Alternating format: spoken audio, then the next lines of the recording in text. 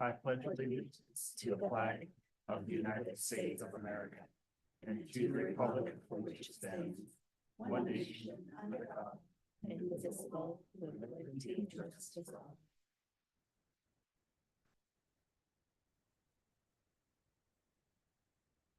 Chris, will you please call the roll? Chair Tharp, Here. Vice Chair Hedlund, Here. Lisa Schmidt, Here. Ron Slinger, Here. Madeline Quinlan, Here. Jane Hammond, Renee Rasmussen, Here. Gavin Mao, Superintendent Arnson, Hello. Here. Commissioner Christian's office, Here. Governor Jean Forte's office. You'll be with us tomorrow. Yes. The record, Jane Hammond has just arrived and Gavin was here just a second ago. He's here. He's around here someplace. Board of Public Education encourages the public to participate in board discussions. Persons who wish to participate should sign the public comment sign-in sheet and identify themselves to the board chair or executive director prior to the board's consideration of the matter in which the persons are concerned. Anyone wishing to participate in board discussions will be recognized by the chair in keeping with normal board parliamentary procedure. We discourage public comment on personnel matters and ask that you discuss these issues in private with the board chair. The Montana Board of Public Education is a professional development unit provider. Attending a Board of Public Education meeting may qualify you to receive professional development units. Please complete the necessary information on the sign-in sheet if you are applying for professional development units. This time, we'd like to welcome any visitors in the room. Any visitors like to stand up, be identified? Nobody wants to? That's cool too. Okay. And at this time, is there any public comment?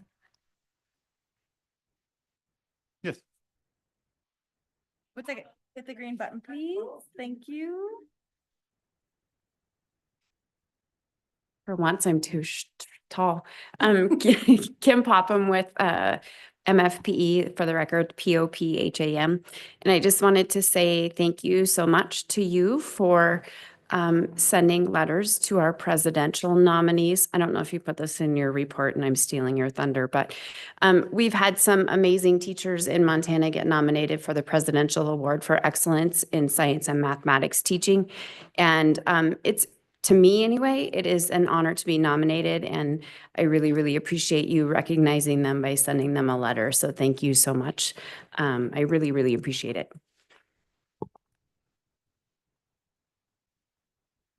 Is there any other public comment?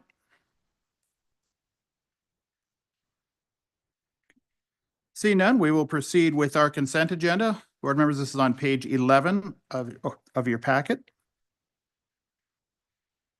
And is there a motion to approve the consent agenda?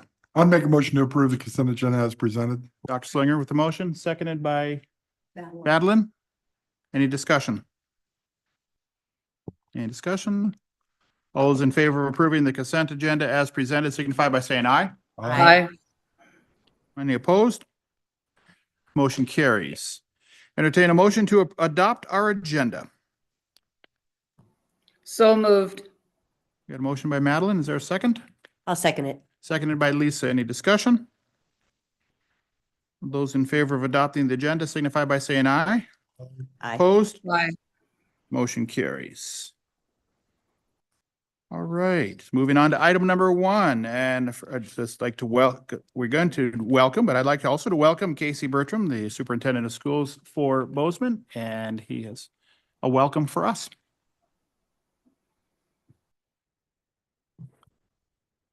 Thank you, Chair Thorpe, members of the board. We appreciate you being here. We are happy to host you today and throughout the rest of the week.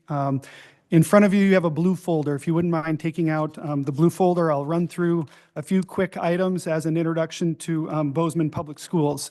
The opening page of that, you see a bunch of random numbers. This is where you can take some notes, because I'm going to identify what those numbers mean and how they're important to our school district. There's also some handouts that go with a bit of what I'm going to say. I'll be very brief. First number is 7. The first handout you have is our long-range strategic plan. We went through a significant revision process, community stakeholders coming together to update our mission, vision, values, and goals. As a superintendent of Bozeman Public Schools, that in essence is my job description. I'm tasked with implementing that along with our community partners. Those goals are not just on paper, we're living those goals. Measurable goals, there's 7 of them on the back side of that, that first handout you have. The next number I want to draw your attention to is 200. The second handout you have is two-sided. One side says Summer Jumpstart, the other side says Bozeman Reads Early Learning Center.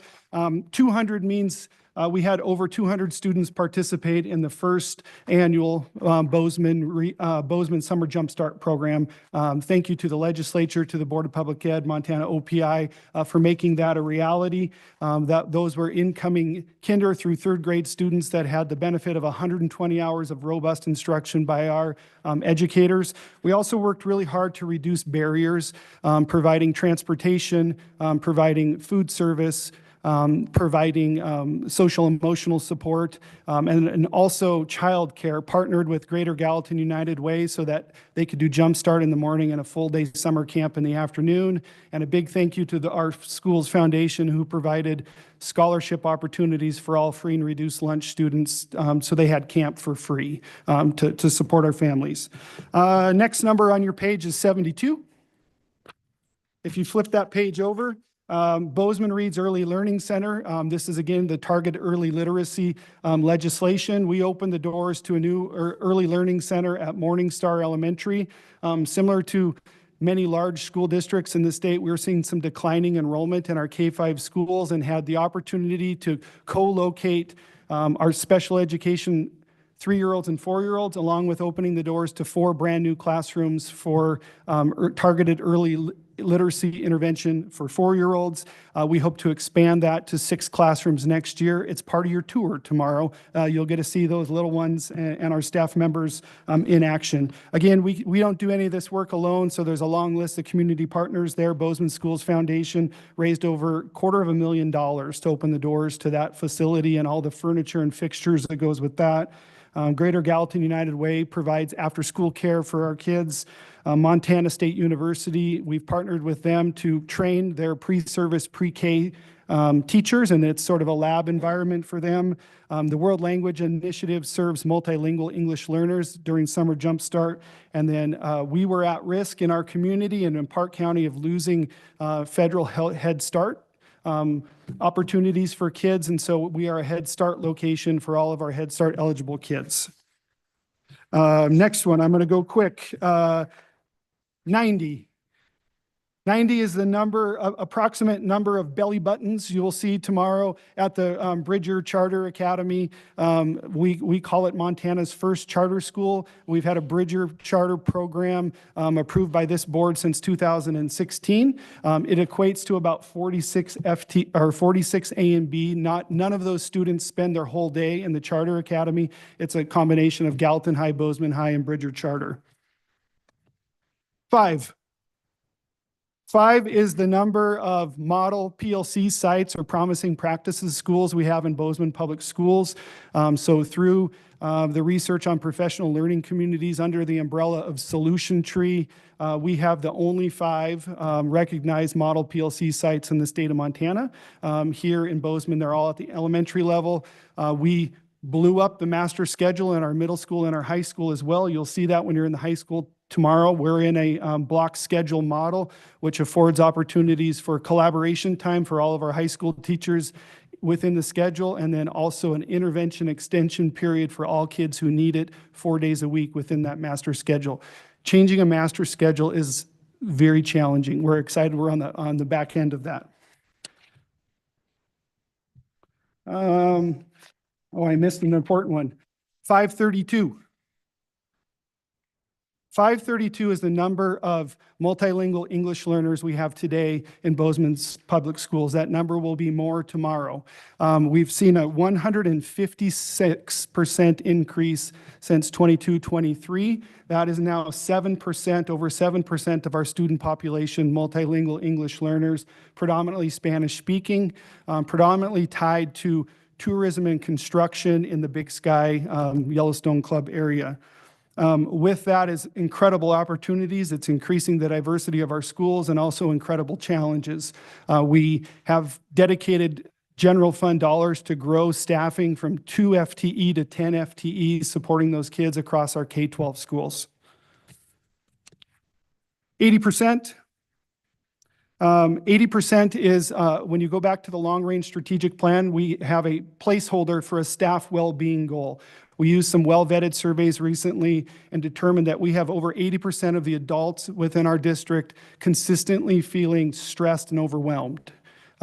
There's a variety of reasons for that, but staff well-being is directly tied to recruitment and retention and directly tied to student achievement. And we are going to pay attention to that. And we have groups working to support our staff members.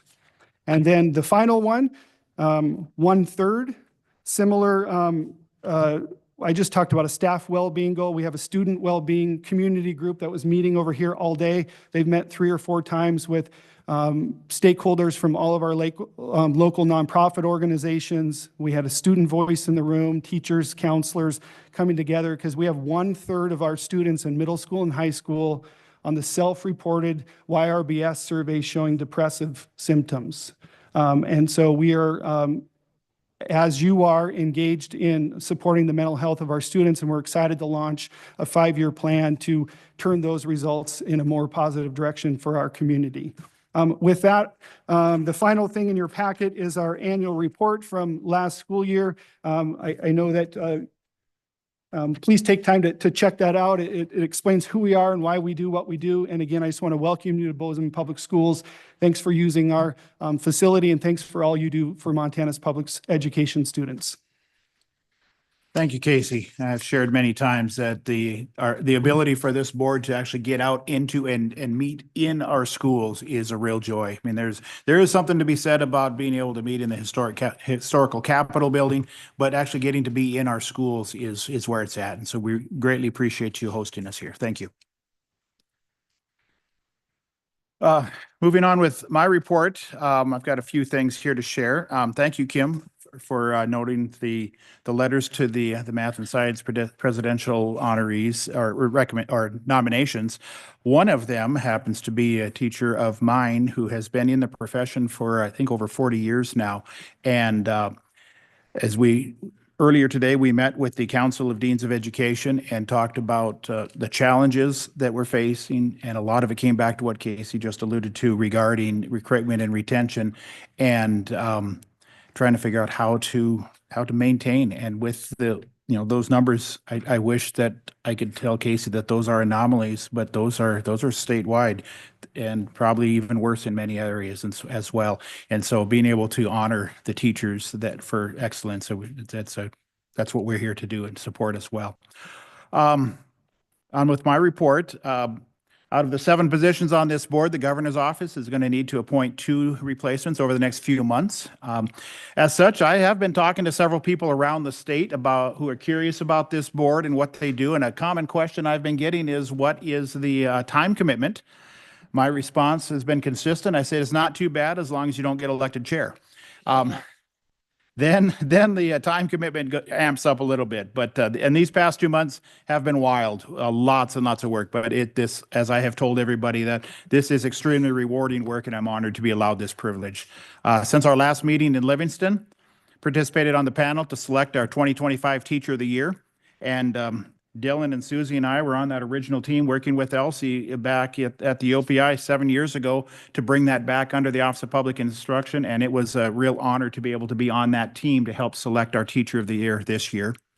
I attended a SAM Fall Conference in Bozeman, and it was my first state administrative conference to attend in over 6 years, and it was great catching up with the other gray hairs or other people like me that don't have hairs, and being with them, and then just seeing the amount of young blood out there, especially in the administrative ranks, and feeding off of their excitement and their passion, and praying that they can maintain that passion and excitement and stick with the profession.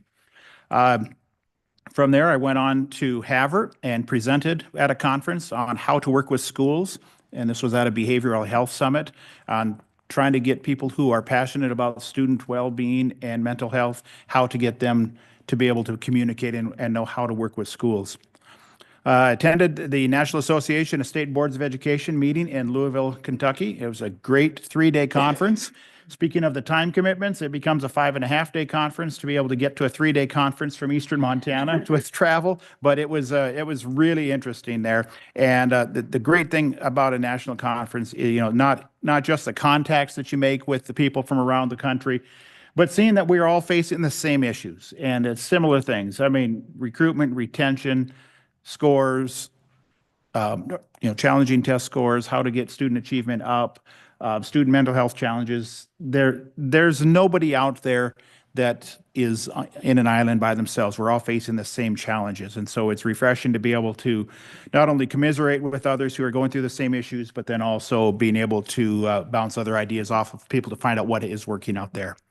We had lots of various committee meetings. Had a great one that is going to come to fruition here at this meeting here on a recommendation to expand math graduation requirements. And that is actually, as I shared before, that is a culmination of discussions that Angela and I had 7-8 years ago, and we're glad to be able to bring that. Lots of other meetings regarding accreditation, charter schools, licensing issues, and a partnership with Cognia, potentially involving multiple presentations from OPI in that realm. And then, again, that's something that Dan Sybrant will share. Those discussions began 15+ years ago with Advanced Ed. And so being able to finally see that come to fruition. Also, my own other work that I do, over the past 2 months, I taught 3 different QPR classes. Question, Persuade, Refer is a suicide prevention program. And then Youth Mental Health First Aid. I taught that to a group of teachers in Medicine Lake at the beginning of the school year, and I taught that to a group of teachers in Plentywood during MEA, MFT, PIR days. But the highlight for me over these last 2 months was when I came to Bozeman a few weeks ago and got to be here in Bozeman on election night and be with my friend and colleague, State Superintendent-elect Susie Hedlund. And congratulations, Susie.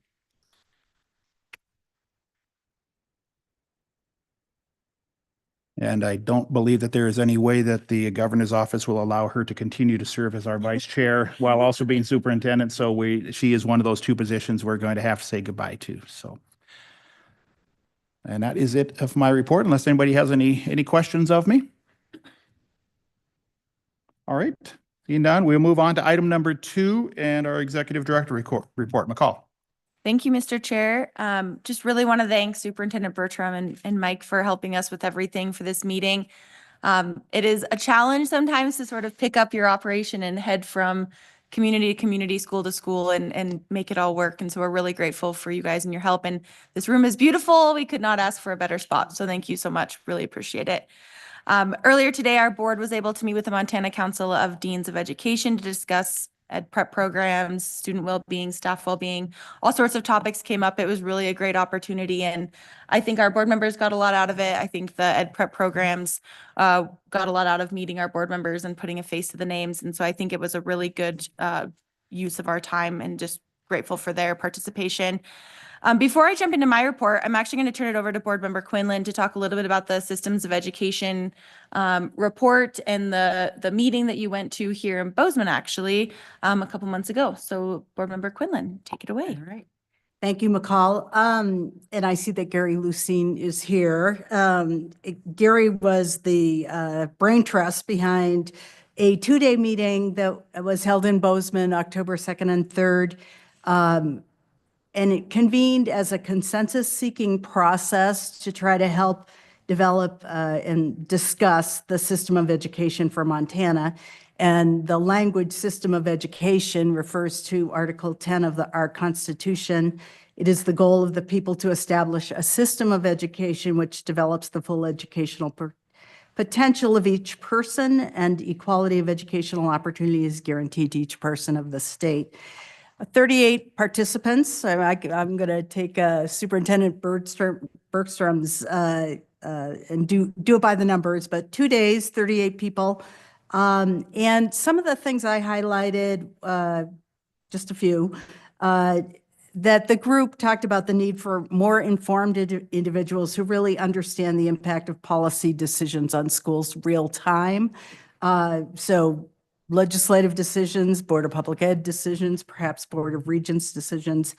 And then educators are stretched too thin. This is I think we're all aware of that, unreasonable workloads, insufficient compensation, that the system has been focused on compliance and standardization and not enough creativity or ways to be creative.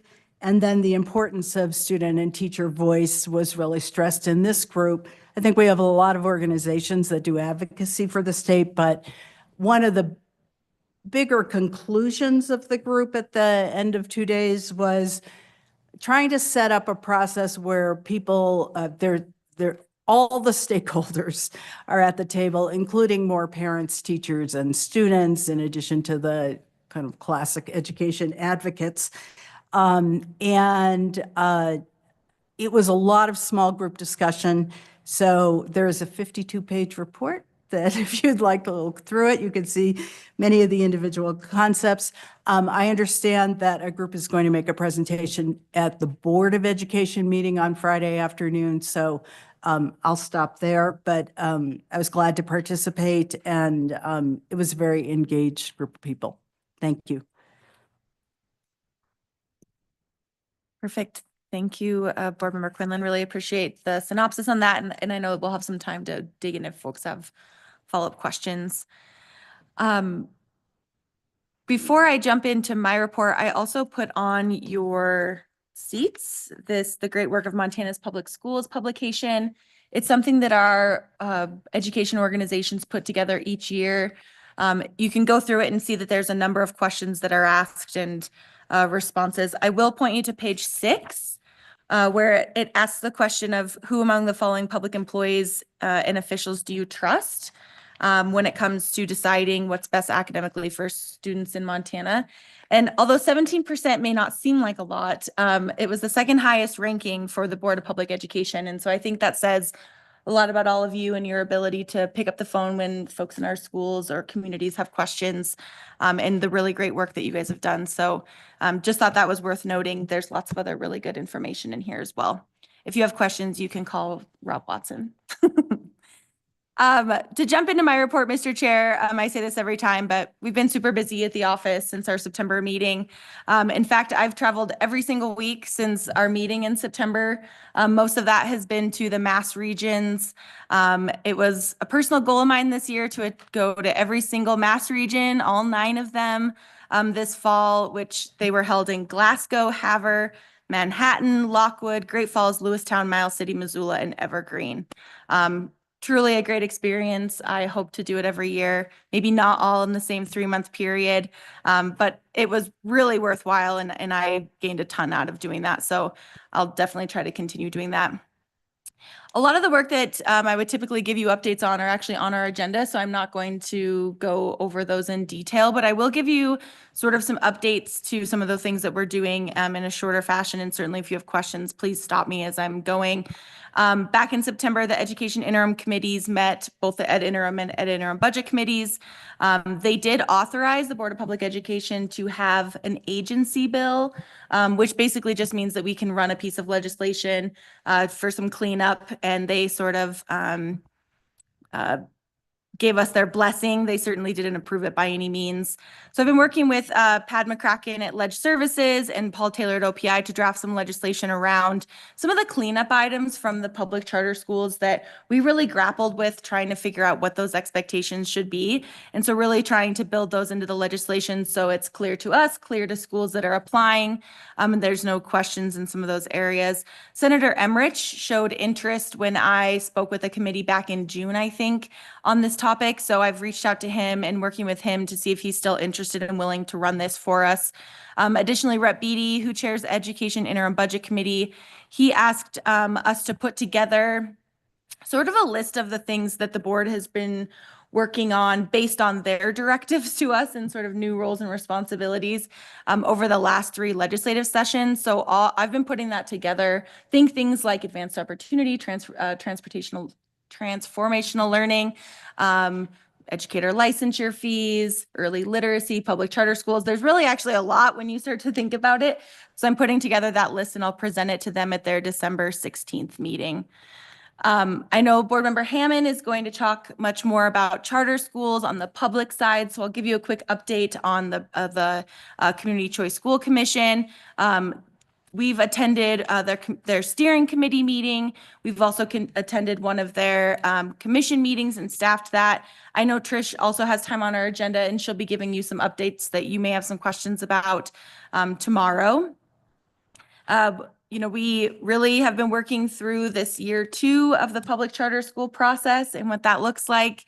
Thankfully, I think last year actually went pretty smoothly, although it requires you to have a special meeting and lots of extra time and dedication to read those applications. I think the process itself has worked pretty well. And so we'll be following that same process. If folks have questions, there is a timeline on our webpage, and certainly folks can reach out to us if they have additional questions. Really grateful and fortunate to have Jenny helping us. Not only are we going into year 2, we also have a lot of obligations for schools that are currently operating under year 1. And so having her to be able to manage that has really been super helpful. At our last meeting, I did mention that we would be planning some formal visits to the public charter schools. We've visited 3 public charter schools in Billings, 2 in Missoula, 2 in Corvallis, and 2 in Kalispell this fall. Tomorrow morning, we'll be fortunate to go to Bridger Charter Academy, so really excited for you all to see Bridger Charter Academy on this side of the charter schools and all of the good work that they're doing. In the spring, we'll plan to visit the public charter schools in Helena, East Helena, Great Falls, all as part of your regularly scheduled meeting. So you'll all also be able to visit those. I know Board Member Slinger and Board Member Schmidt were both able to join us for a couple of those meetings. Anything you guys want to add now or later, or just an opportunity to say thank you to you guys for participating? Go for it. I'm putting you on the spot. I had the pleasure of visiting the 3 in Billings. The work that's happening there is exciting, and to see the students so engaged and so interactive in this really touch point focused on them was heartwarming. And I, you know, as I told them that day, they've only been open for about a hot minute, but I fully recognize that. But I'm really looking forward to seeing results of their work at a year, 2 years, and so forth, and see what kind of actually focused impact like that and attention can have towards results on proficiency and moving them through. So it was exciting.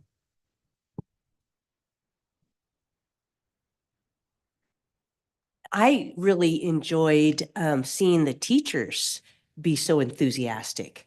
They were excited about what they were doing. They were thinking of ways to continue to improve, and that felt really good to me. It was fun to see everybody so enthusiastic about things. Thank you both. And I think Board Member Schmidt would still be in Kalispell if we didn't move her along from classroom to classroom. So it was really, really fun. Before I turn it back to you, Mr. Chair, I just really want to say thanks so much to each of you. I know that the work has been a lot lately. I just don't think that's going away anytime soon. I mean, I used to say, like, I think it's going to get better, and I just don't know that it's going to slow down. We're going into a legislative session. We're getting 2 new board members. There's a lot going on, and I think the sleepy Board of Public Ed that some of you thought you were joining when you said yes is no longer. But just thank you guys. I think you've done a lot of work, and as the staff at the board, we're really appreciative and grateful for this board. I think you all I think the world of you. So thank you very much. Thanks, Mr. Chair. All right, thank you, McCall. And along those charter school visits, I was able to, after our meeting in Livingston 2 months ago, looked at where I was and time and things like that. I was on my way to Lewistown to go broadcast a football game. So I swung through Great Falls and was able to visit the Great Falls Core Charter School there. And their assistant superintendent and principal met me and gave me a tour of the facility and where they are. And I had seen it when they just opened the doors on July 1 and start in with boxes and actually packed a few things, but to being able to see where they're at now is really impressive. And the same thing what Lisa describes is that there's just a different feel with the teachers, and they know that they're doing something different and special, and really excited to see that and looking forward to a formal visit with them later. And Mr. Chair, I do just want to add, if other board members are driving through any of these communities and you have some time during the school day and it might make sense to stop by the charter, please let us know, because that actually worked really well. Dr. Tharp reached out to me and said, hey, I think I could stop by Great Falls. Can you reach out and see if they're okay with me stopping by? And we were able to connect them. So just let us know. We're happy to try to set that up for you sort of informally. All right. Anybody have any questions of McCall? All right, let's moving along to item number 3, State Superintendent's report. And this will be our last report from our outgoing State Superintendent, Elsie Arnson. And Elsie, provide an opportunity for both Susie and I to get to dip our toe in state education policy back 8 years ago. And I think it changed the trajectory of both of our lives. And so thank you for that. And we'll turn the meeting over to you. Thank you. Appreciate the comments, Dr. Tharp. We have it in the packet, the report that's there, and it starts out with celebrating November with who we are as our first Montanans. This is Indigenous month for November. And it's not just one month, it should be every single day that we celebrate over 10% of our students that either reside in public school on tribal land or in any of our public school with their heritage. So our Indian Education Unit for All is progressing very well. We have great people that are working toward that great success. Also within our report, you'll be hearing from 6, how do I want to say, individuals that have been working at the OPI and giving you the homework. That's why you guys are so busy, is that we have done a lot of innovation at the Office of Public Instruction, and want to recognize that we have Dr. Mergel here, as we have Christy Mock-Stutz that will be here for the remainder of the presentations for today through Friday.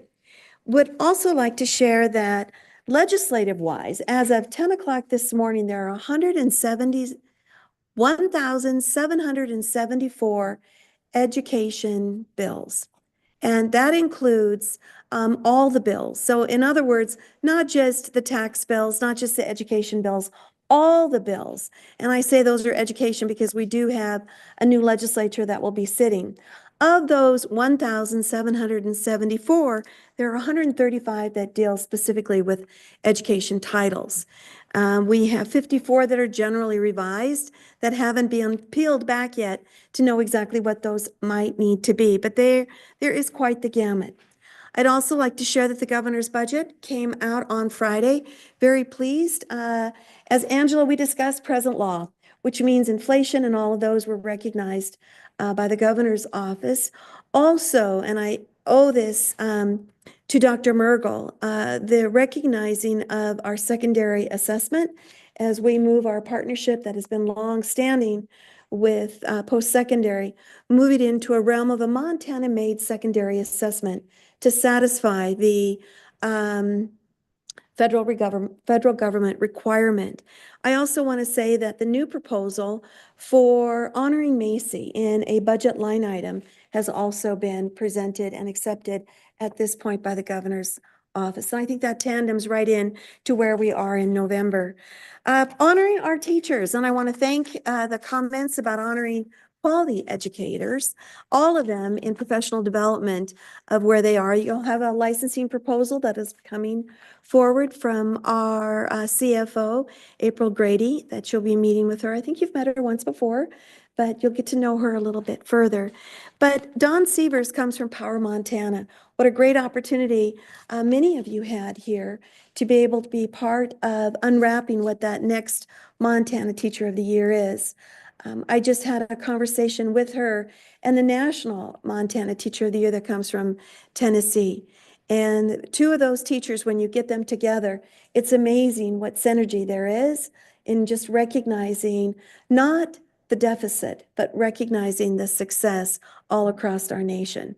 So very pleased that Dawn is going to be presenting her story to you and to the governor as well on Friday.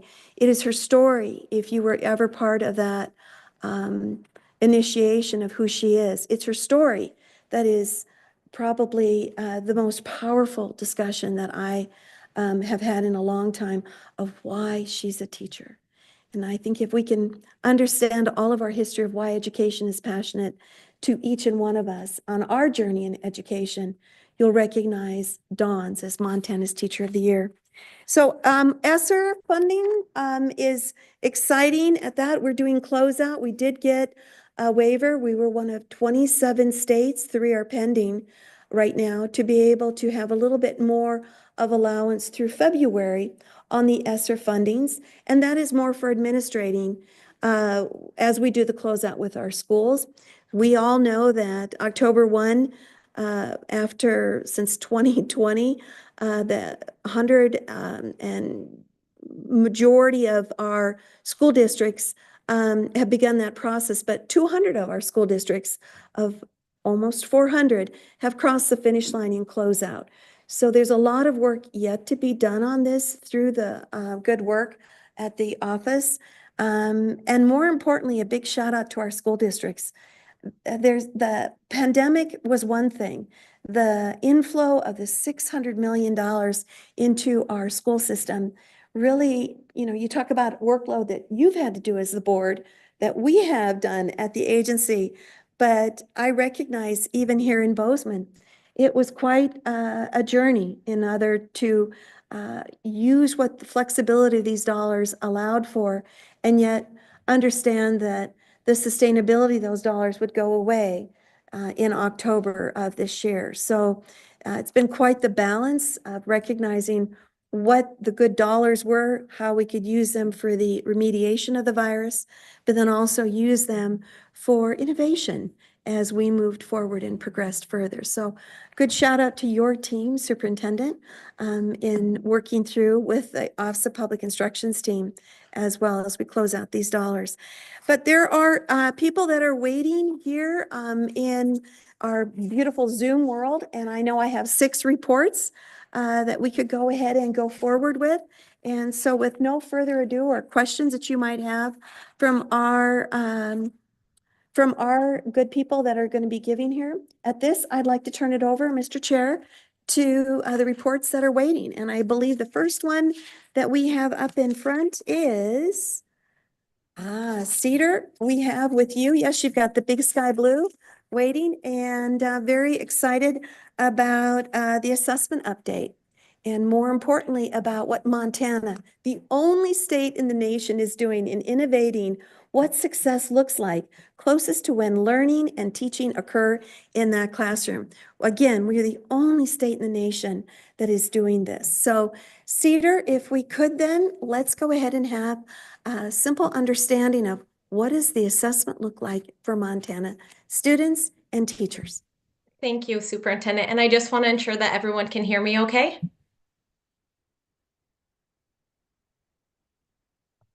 Yes, we Perfect. can. Thank you. Thank you. Mr. Chair, members of the board, my name is Cedar Rose, spelled R-O-S-E for the record. And as Superintendent Arntzen said, I serve as the Assessment Director for the Office of Public Instruction. In your board packets, starting on page 37, you will find a high-level overview of the MAST assessment progress during window 1.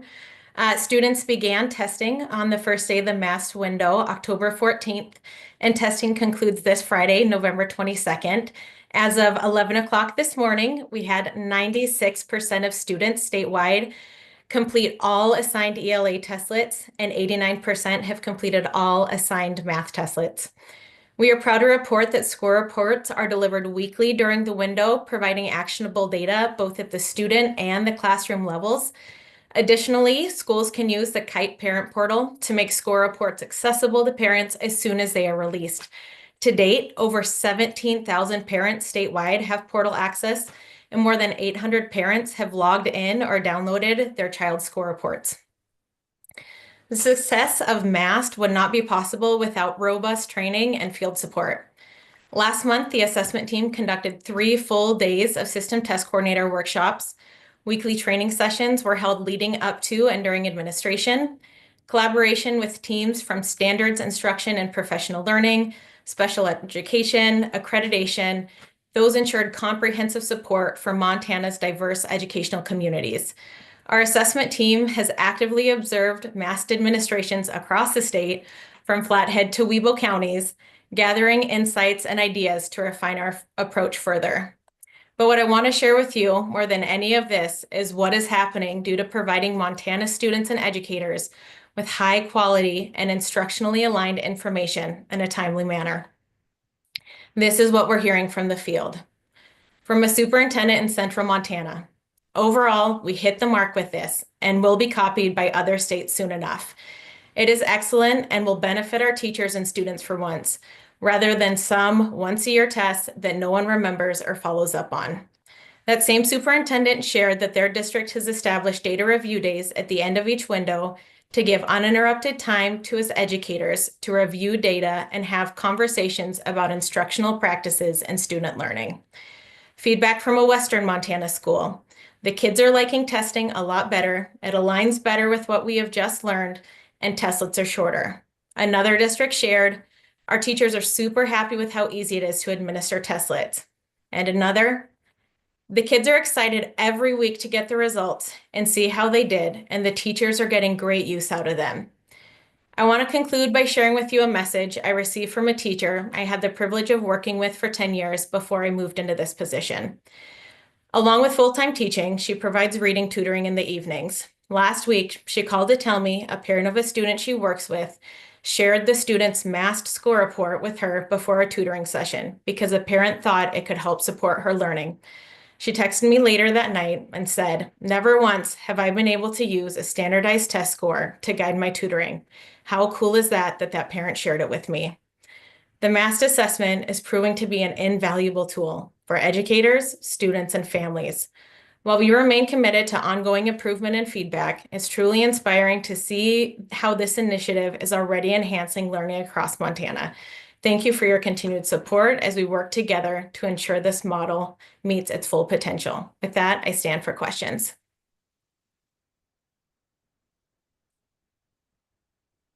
Cedar, I've got one question. When students are sitting for the test, is it a requirement that's been put out as part of the proctoring requirements that all students have to remain seated in the room prior until everybody is finished, or is that a local decision that's made? Sure, that would be a local decision. So per our guidance, we just want to ensure test security. So some of the things that we guide is just making sure if there's bathroom breaks or any of those things, students go one at a time, making sure multiple students aren't leaving the room at a time. When I've been able to watch test administrations, as long as disruptions are, minimal, other students who are testing are not disrupted. It's pretty much similar to a student taking any sort of classroom assessment. I was able to watch an assessment in Eastern Montana a few weeks ago where the bell rang at 8 o'clock. The students came in, they knew what to do. It wasn't their first testlet, and they were done testing and on to their lesson by 8:20. So one of the great things about MAST is it just feels normal. It doesn't feel different. And you can tell that the student and teacher anxiety is way down because of that. So it feels much less standardized, even though we still are making sure our test is valid and reliable by having those practices, those test security measures, because we will make sure that this will pass peer review. And to do that, we need to make sure that our testing environment is secure. Thank you, Cedar. The other concern that I had brought to me from one of my schools was for schools that don't necessarily have all of the grade levels. And it was a real challenge being able to do the scheduling through the KITE system for a particular school that it's a K-8 school, but it doesn't have any 6th, 7th, or 8th graders. And it was a real challenge for them because they couldn't get past get the computer to understand there were no 6th graders to test. And so that was a challenge that was faced. But I'm assuming that your team is on the tech people with the next round of updates to correct that. Chair Thorpe, absolutely. I think one thing that our pilot schools have been able to see and appreciate is how many changes have occurred even from last year in our expanded field test to our operational year. And the great thing about a 3-year assessment is even between windows, we're able to go back and make improvements, and we'll be able to make improvements based on the feedback that we've received in this window to make window 2 even better and smoother for our schools. Thank you. Any board members have any other questions of Cedar? Yes, Angela. Thanks, Mr. Chair. Thanks so much, Cedar, for the great report. And my comment really is, in part in response to something referenced by the superintendent, but also in regards to assessment as a whole. So the ACT will be the assessment this spring, probably again then in spring 2026, unless there's fast movement by the OPI to recommend a new assessment, and then of course a new assessment adoption by you folks.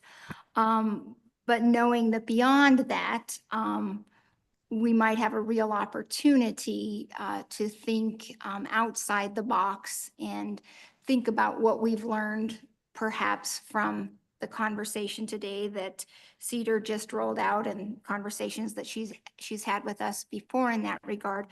I would offer that the university system stands ready to work with the OPI, to work with this board, to look at a truly modernized assessment that will best prepare students for whatever they would choose to pursue post-high school, whether that is a spot in our university system or a spot outside of Montana in a university system, or whether it is workforce readiness. I think that we are armed with the data, perhaps especially in that workforce readiness conversation like we've never been armed before.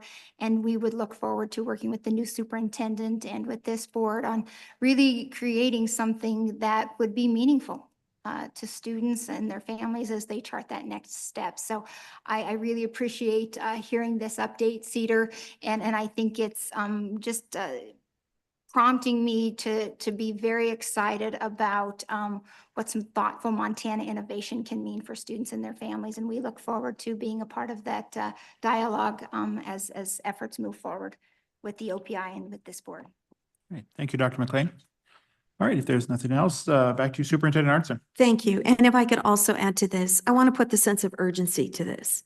You know, as you said, the ACT, and I'm very grateful from previous superintendent, how the ACT was used for college entrance, and not any longer, but still an indicator of success. There's been a lot that has been learned, especially as we've been working through the standards, most specifically in math. And I know that Dr. Mergel, even Cedar, can share with where we are with standards at this point. As we're looking at early literacy, we're also looking at numeracy.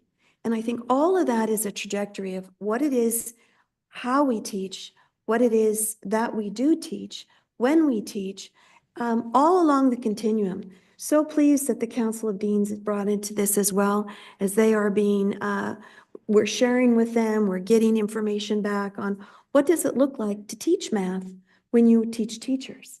What does it mean to teach literacy when you teach teachers? All of that is brought together, especially under the umbrella that the legislature is pressing on personalized learning.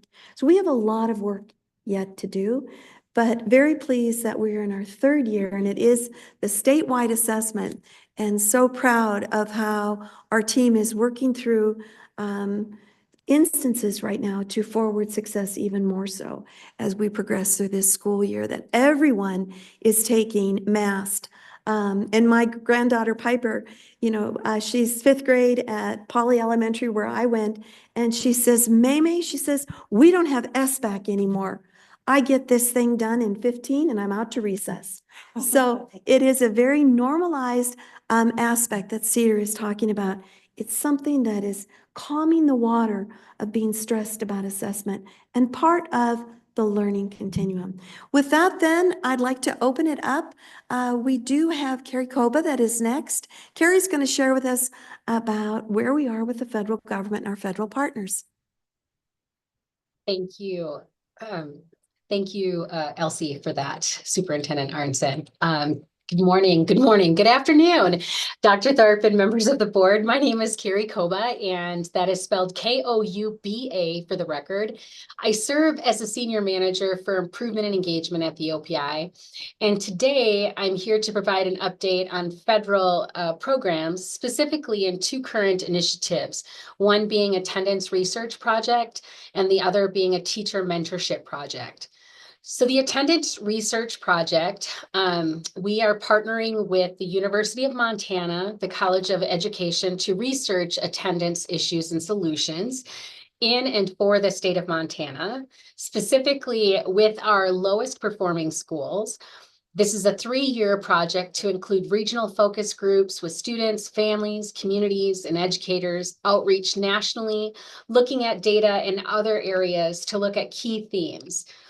Some of the areas that we're curious about are we have schools that have tribal MOUs with schools, so we're kind of wanting to search that out a little bit to see how effective that is. Research on different approaches, for example, truancy officers versus a wraparound facilitators, very much like we did with the SIG grant. Show different contributors to absenteeism, looking at the difference between high school absenteeism versus elementary. And then also looking at homeschool coordinators and how does that play into all of the attendance issues and if that increases attendance. We are asking the research team to look both at through the lens of family and community. We've had representatives from OPI attend a national attendance conference in New Orleans.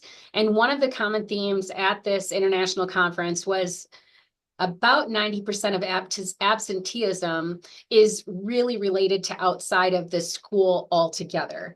So taking on a discovery approach and through the lens of family and community is of high importance. So we're excited about that. We're excited about it being in the form of action research, meaning research, find some ways, pilot something at a particular school, but continue on with the research because there's many different layers to this. And then the other initiative is our mentorship program. We are partnering with the Montana State University, their Mentor Montana program to provide teachers, mentors, especially with schools that are identified in comprehensive support and improvement, and also with schools that are identified as rigorous action, all of which is identified under the Every Student Succeeds Act. The mentorship program is no cost to schools. Mentors do receive a stipends with that. And this also is a 3-year project with the following goals of nurturing teacher confidence, creating collaborative networks, and enhancing teacher recruitment and retention. Teacher mentors will be provided to new teachers, teachers who have changed grades or content areas, and international students or teachers, working on their J-1 visa.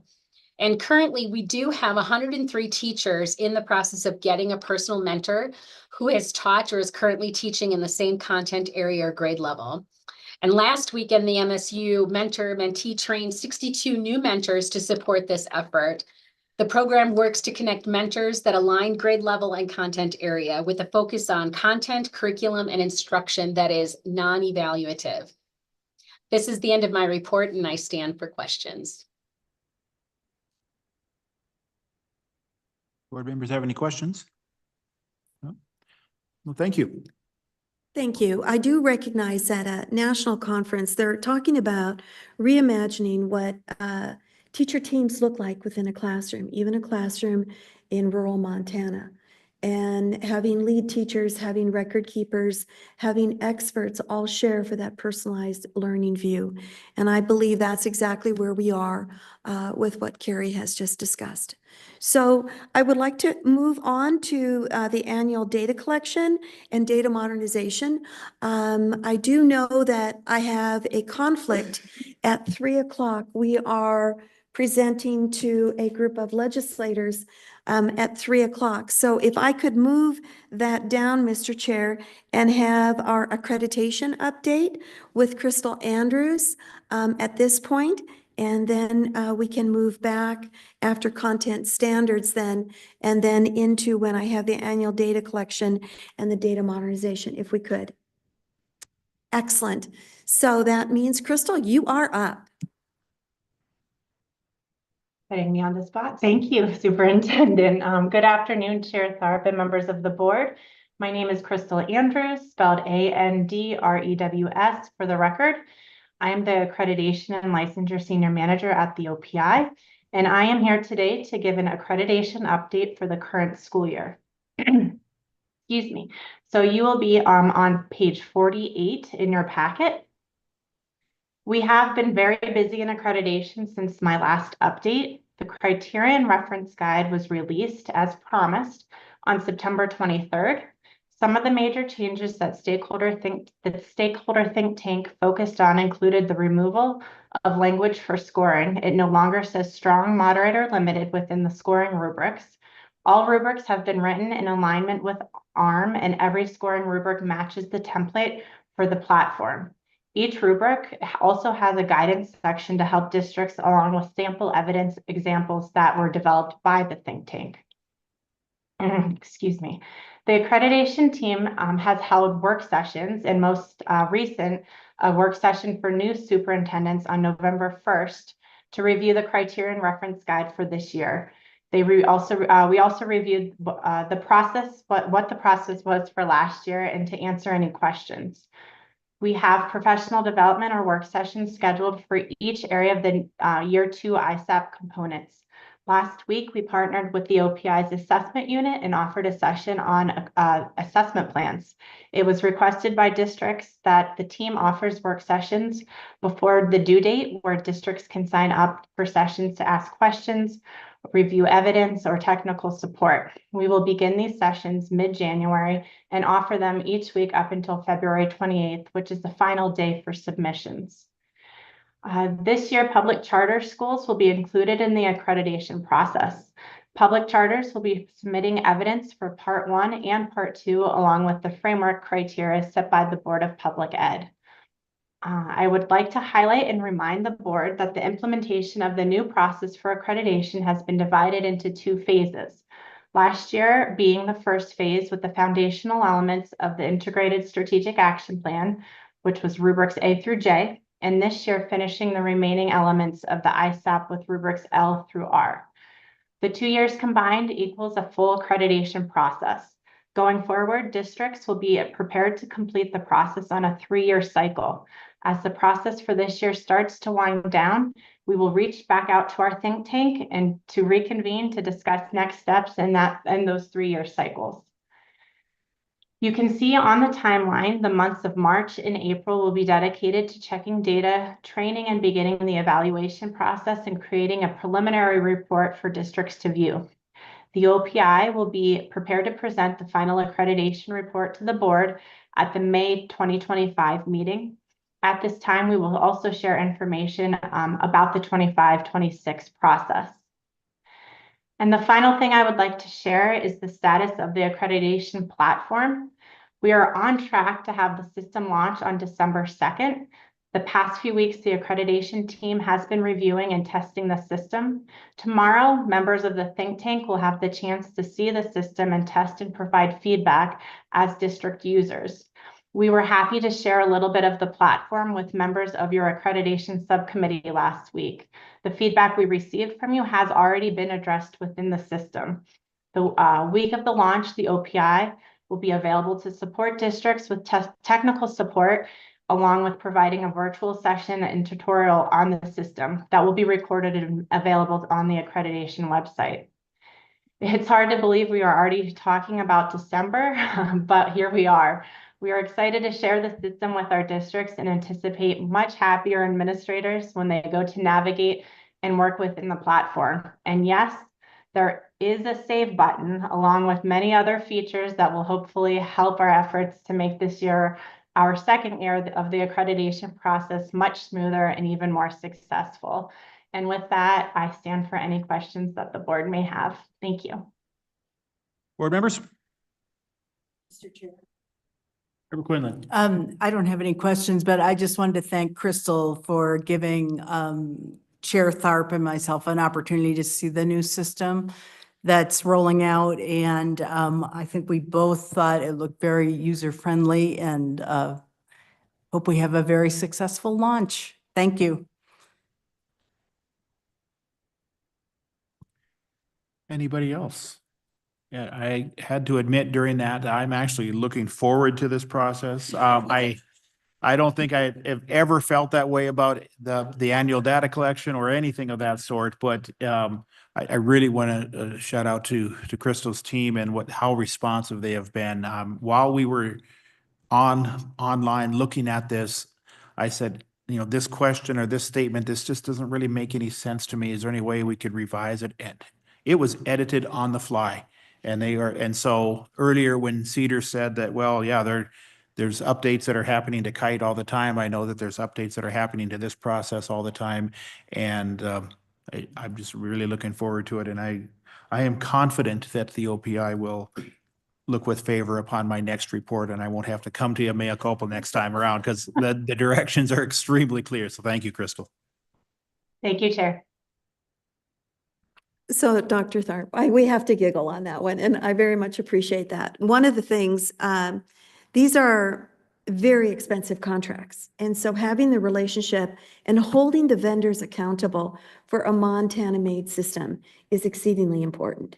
And so our team has done everything that we can to recognize through think tanks, through bringing to superintendents, to parents, to just within our team, all of OPI to recognize. So integrating data and IT along with the programming. There'll be some new things that are also going to happen, and I'll take this before, and I know when we do our data modernization, there'll be a little bit more, but how we interact with schools on giving dollars is the next step.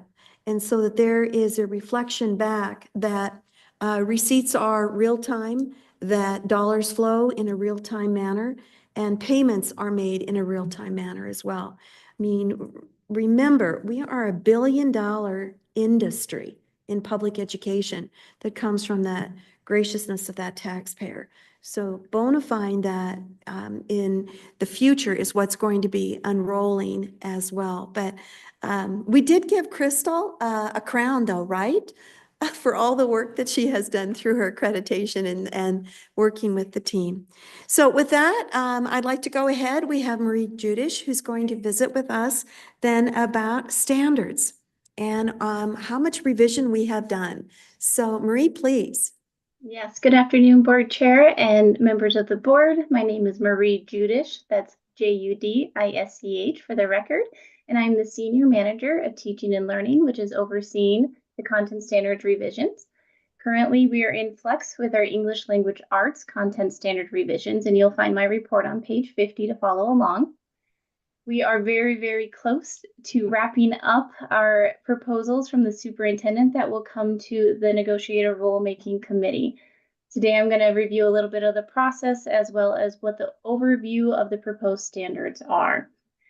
Seeing how important sometimes in-person meetings are, we did have an extended timeline for our reconciliation of those standards before bringing them to the superintendent to ensure that the team felt confident in the package that is being passed forward. That also included time for vertical alignment, horizontal alignment, scaffolding expectations, and finalizing the implementation of literacy practices within the set of standards. A big restructuring is happening, not in terms of losing any content, but we have restructured them to grade level standards to match every other area of content standards within ARM. In the past, this was the one area that was focused on domains within the ARM rules rather than the grade level content grade levels, so we've made that correction. We're moving to the 4 domains: reading, writing, research and inquiry, and speaking and listening. And we are also adding what we call literacy practices onto into ARM. Things that you will see moved away from ARM is the interdisciplinary and anchor standards.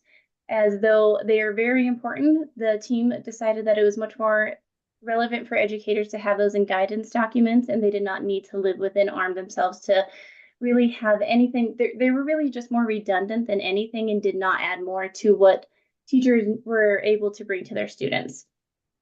Literacy practices are being introduced much like mathematical practices. As we guided the task force through this work, they really continued to say things like they need to be in text often, they need to have collaboration time, they need to know how to communicate, speak well, and present well. And with this theme coming up in so many different standards, I thought it was important enough to bring those and establish literacy practices, much like we have had in many years for mathematical practices. Another big transition is condensing those standards. If you've ever had the pleasure of digging into those grade level ELA standards, you will note that they will look the same for 3rd through 5th grade, for example, in reading, and then have sometimes 8 or more substandards within that. As a former teacher, it was very overwhelming coming into a world saying, oh my gosh, I now have 48 to 60 some standards I'm teaching.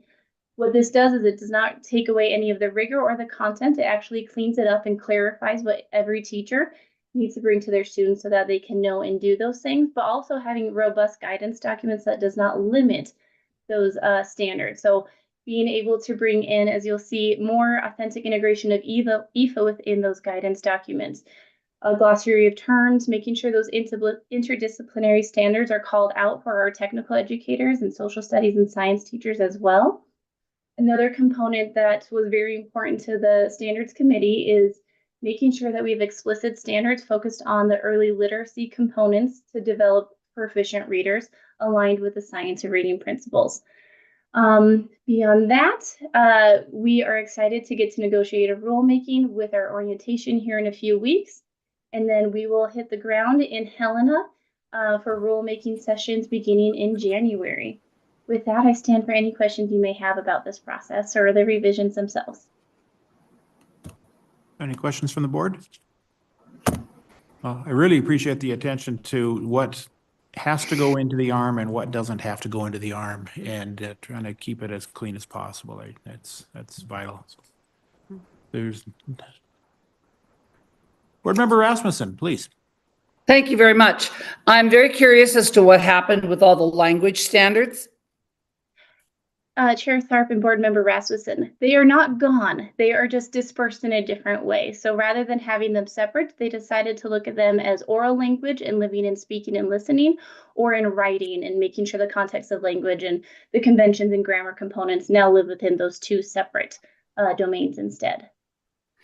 Because to be honest with you, that's kind of the last bastion of a more classic education, is a firm grasp of conventional language. And so I don't want that gone. So when will I be able to see a draft copy of the content standards?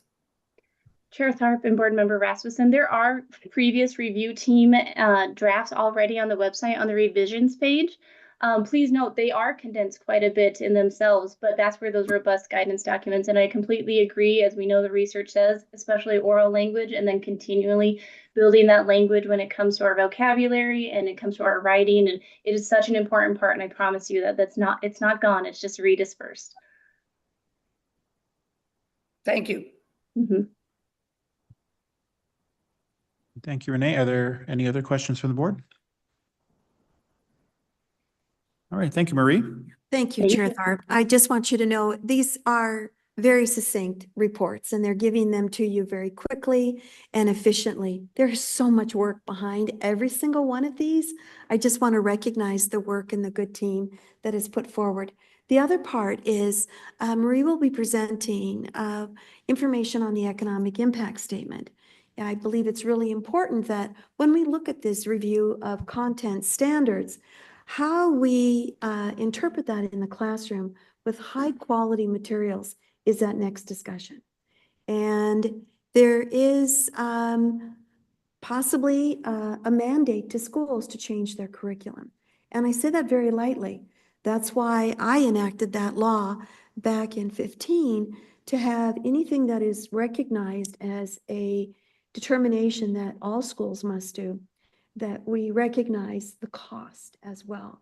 And it would be something then that would be taken forward to the legislature in the process that's being deliberated then through this body.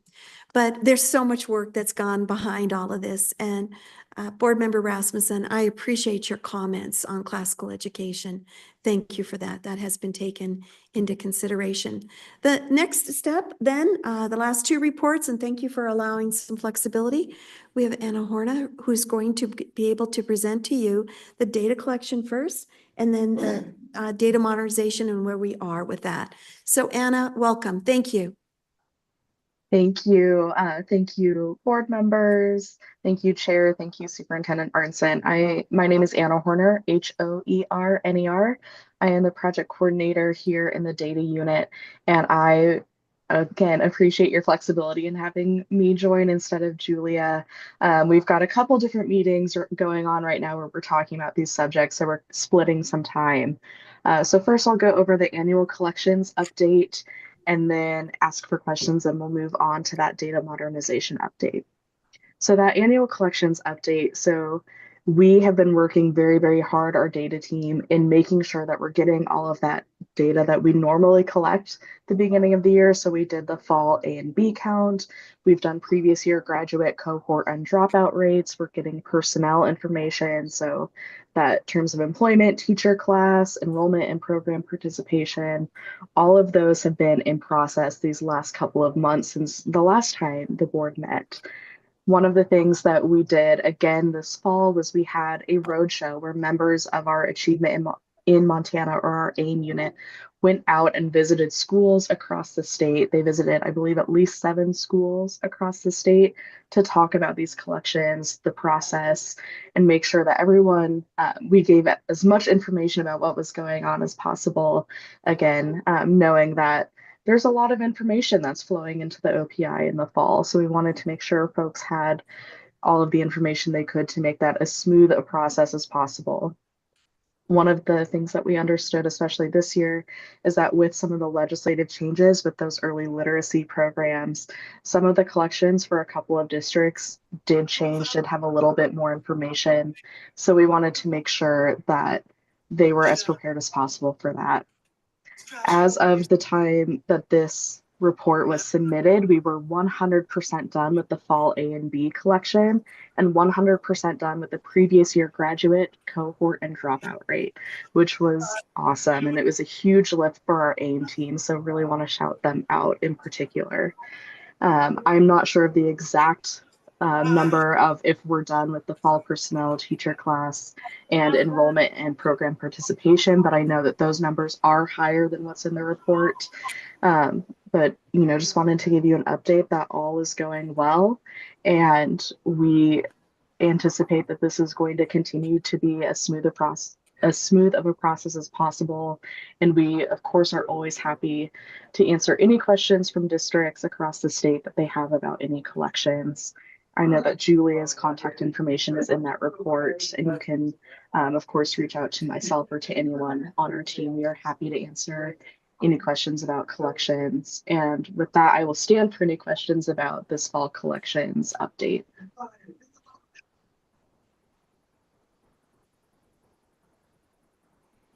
Does anybody have any questions? So Dr. Tharp, what we do is we send out a monthly newsletter, and it is a compass. So a compass guides you of where you might need to be. And we share with our schools in the 20K individuals that receive this newsletter. And basically, if you are a lunchroom worker and you're on the list, you understand what's happening in assessment, you understand what's happening with everything. If you're a superintendent, you get exactly the same way. School principal, classroom teacher, if be a coordinator of any kind in education. And that way we front load when collections are needed, what they attune to, so that it's a compass that directs everybody on the same page. And that helps, I believe, in recognizing, even with the tremendous movement that there has been in school leadership across our state, that we're all on the same page, pretty much, to say this. The other thing that we do internally is we have an intranet, and that intranet looks intro to who we are at the OPI. So over our 200 plus employees, they have the opportunity to recognize what's happening in the data collection, even if they might be not having that data being collected at that time. So it's a way to break down those silos within the agency, and we use the data collection as part of those mechanisms so that we are all threaded together and working toward that same goal. So no other further questions. Let's get into data modernization, Anna. All right, so our data modernization project is at a really exciting time. We have real Montana data being loaded into dashboards that we are working on doing a quality check on. We're making sure that all of the labels for these dashboards are correct. We are pulling in the data that we want to see, and we're really customizing that look so that we get all of the information that we want to see in a way that's easy to digest and easy to look at. Some of the things that we've been working on in the last 2 months specifically. So there's, continuing to have ongoing data replication from Infinite Campus State Edition into the PowerSchool Connected Intelligence data lake. We continue to meet with key district staff to receive updates on the project. We did a really cool look at the dashboards and a training on the Analytics and Insights platform with some of those districts the beginning of September, and we've gotten some feedback from a couple of those districts on what that looked like. We did our educational data integration legislative report. The most recent one was submitted on October 21st. That is available on our website as well as the legislative website for the education interim committees and the budget committee for education. We continue to participate in the education and workforce data governing committee, and we are a pretty active participant in that committee with getting data set up across the state and really looking at what a data dictionary looks like, for example, for different agencies and how that's going to impact this project in particular and other projects as well. We are working with the districts in Montana. There are 6 districts that are self-hosted PowerSchool school information systems. So we're working with those districts to set up a VPN to help over the long run simplify some of this data collections process that we were just talking about, knowing that going from PowerSchool into Infinite Campus, sometimes things don't match up exactly right. So we're working on that connection to make sure that that's as smooth a process as possible for those schools as well. And we are getting the groundwork started for some of those additional models of analytics and insights. Those would be student readiness, risk analysis, and community engagement. As a reminder, community engagement is that public facing analytics and insights module. And so that's what's really going to be available for everyone to see the longitudinal data that we're pulling in from schools that is de-identified and available for public consumption.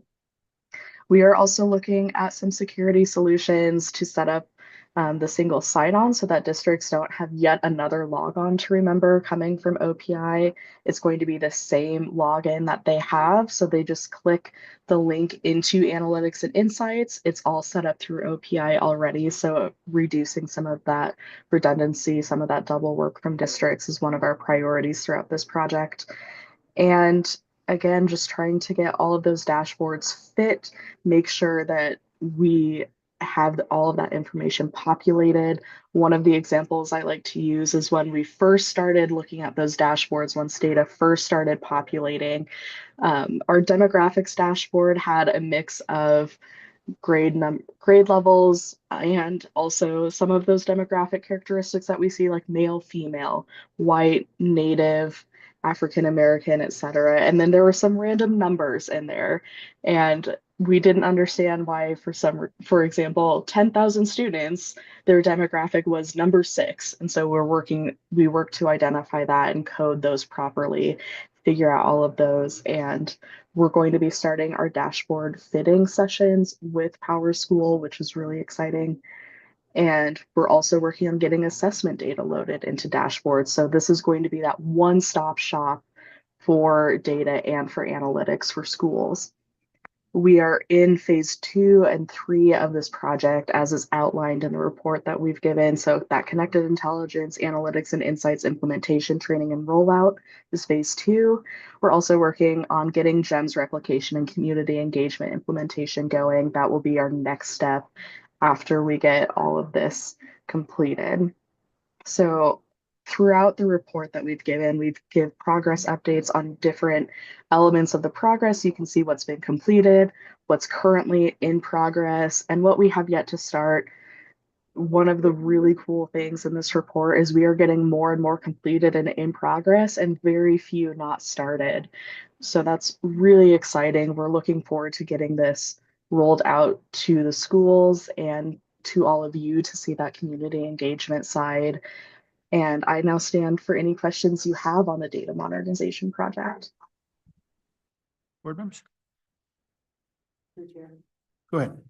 Thank you. Thank you, Anna. My question is about the overall time period that you're expecting, the remaining pieces to take.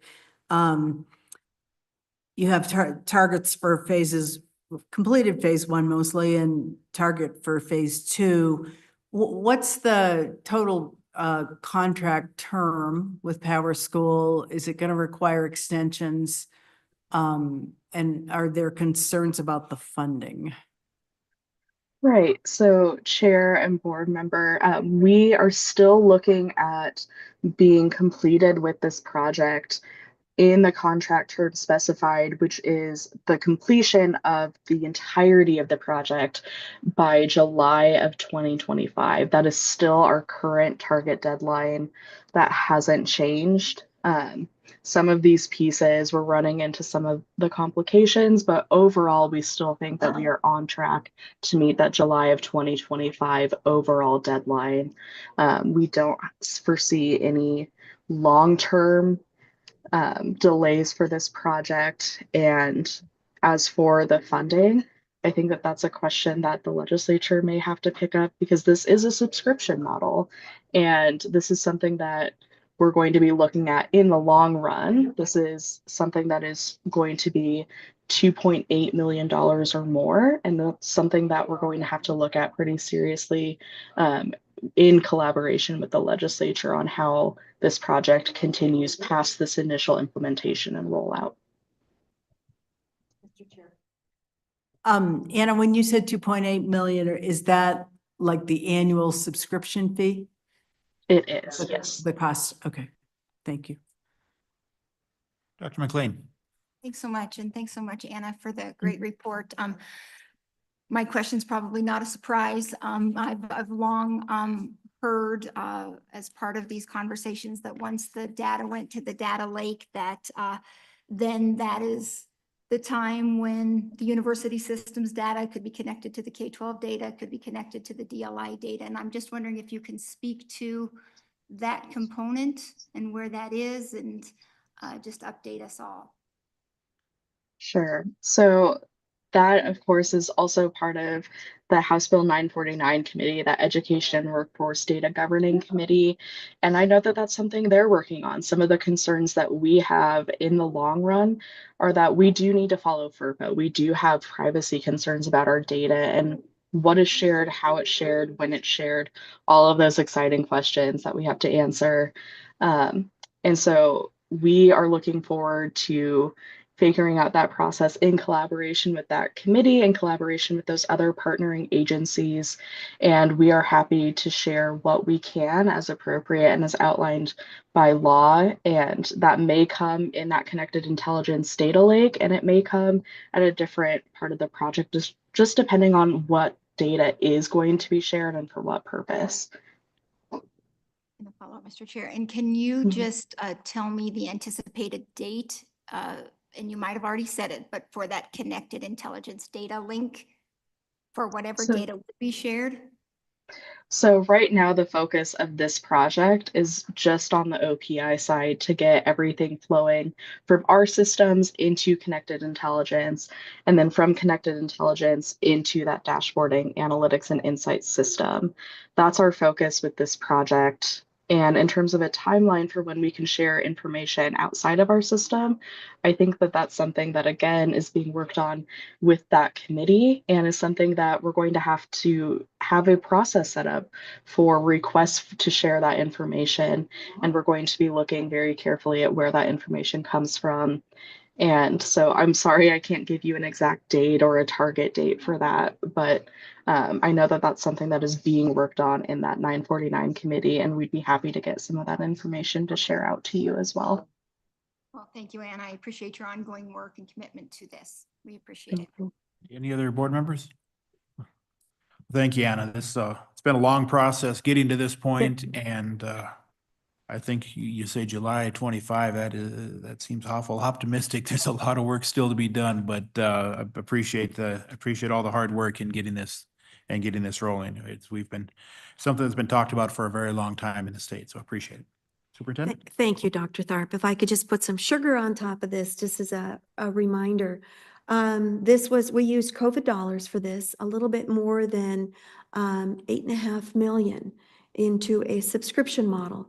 Prior to, a lot of programmers were housed at the OPI that created things.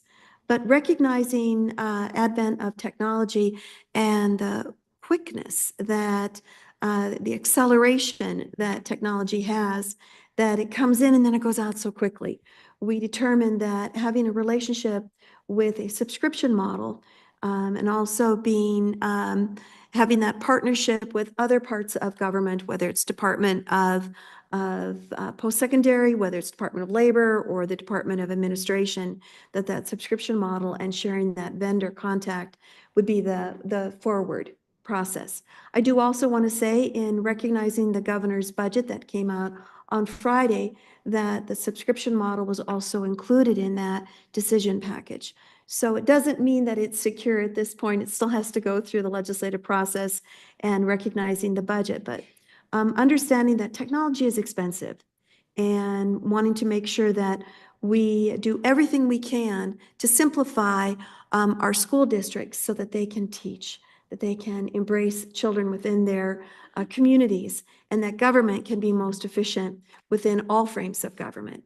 And I believe that concludes all of our reports at this point. I do have Dr. Merkel that's going to be here in attendance, as well as Ms. Stutz, if indeed you need anything further with that. I do want to leave one thing before I amble on to Helena. And I believe it aligns to the technology that Anna, Ms. Horner, was relating to, but this is artificial intelligence. It's coming. It's just like when we had the wheel, and maybe many people didn't think that we needed a cart with wheels. And then there's a fork, or there was any kind of innovation within that. I believe that it is incumbent upon your body, Mr. Chair, and board members, as well as the Office of Public Instruction and government and the legislature. I know it'll be a topic on the opportunity to use a tool of technology in our public school system as well as in government. Washington State, I believe, has got a great model on local control of what it looks like to usher in artificial intelligence in a classroom setting, from a student setting, as well as from a teacher aspect of it. So I would like to possibly offer for the next board, as well as the next superintendent, let's have a partnership with what that might mean to really embrace technology moving forward, to enhance education, but also recognize what education means with that advent of technology. And with that, Mr. Chair and board, if I could release myself and move on down the road, I'd be gracious. We are available for any questions for sure. All right. Anybody have anything else for Superintendent Arntzen? On the note with the AI, at the NASB conference, one of our closing keynotes and panel discussion was on AI, and some of the states that have kept it at arm's length, this too shall pass, and pretend that it's not there, and then states that have embraced it entirely and saying, okay, this is here to stay. We need to figure out how to utilize this tool. And so, yes, thank you for the reminder of all of those new technologies knocking on our door that are already in the room. So thank you, Elsie. All right, moving on to our next agenda item. We're on item number 4, and Dr. McLean. Thanks so much, Mr. Chair, members of the board. Very good to see you all, and have a safe trip back, Madam Superintendent. You're entirely welcome. And we would also like to extend our congratulations to the Superintendent of Public Instruction-elect. We look so forward to continuing to work with you, but now in your new role. And we sure appreciate the contributions you have made to elevating the connections between K-12 and post-secondary already in your role here at the table, and also in your role as a superintendent. And we think that there's great opportunities for us to do more continued innovative and exciting work as we move forward in your new role. So congratulations once again. Thank So you, first- Dr. McLean. I appreciate that. You are entirely welcome. So first of all, we want to thank this board and the accreditation committee of this board and the executive director for working with us for a number of years to bring the resolution strongly recommending to our K-12 schools that they require a third year of math for high school graduation to the table for consideration. And we look forward to being here at the table with you on Friday as that will come up on your agenda. Almost simultaneously, a similar resolution will be before the University System Board of Regents. And so a lot of good work and communication between the OCHI and between the executive director of your board in making sure that each of those resolutions fell in line and were in agreement with what the other one said. And then finally, there's a third resolution that brought in the governor's office to work with the executive director of this board, the OPI, with us, and the University System Board of Regents in putting together a similar resolution for the Board of Education to consider Friday afternoon. And so I want to thank this board for allowing us to bring this conversation to you the last several meetings and bring some data points to support it. And we look forward to having a more lengthy conversation with you about this on Friday. So thanks once again to all of you for that. The next thing that I just want to bring up is we do anticipate that the FAFSA will open up this year on December 1st. And barring any challenges like we saw last year, we hope that it will be a very successful rollout of that opening up. And so any encouragement, Board Member Mao and all of you folks in the room and you folks out there in Zoom land that you can give to students and their families to get in right now and get their FSA ID.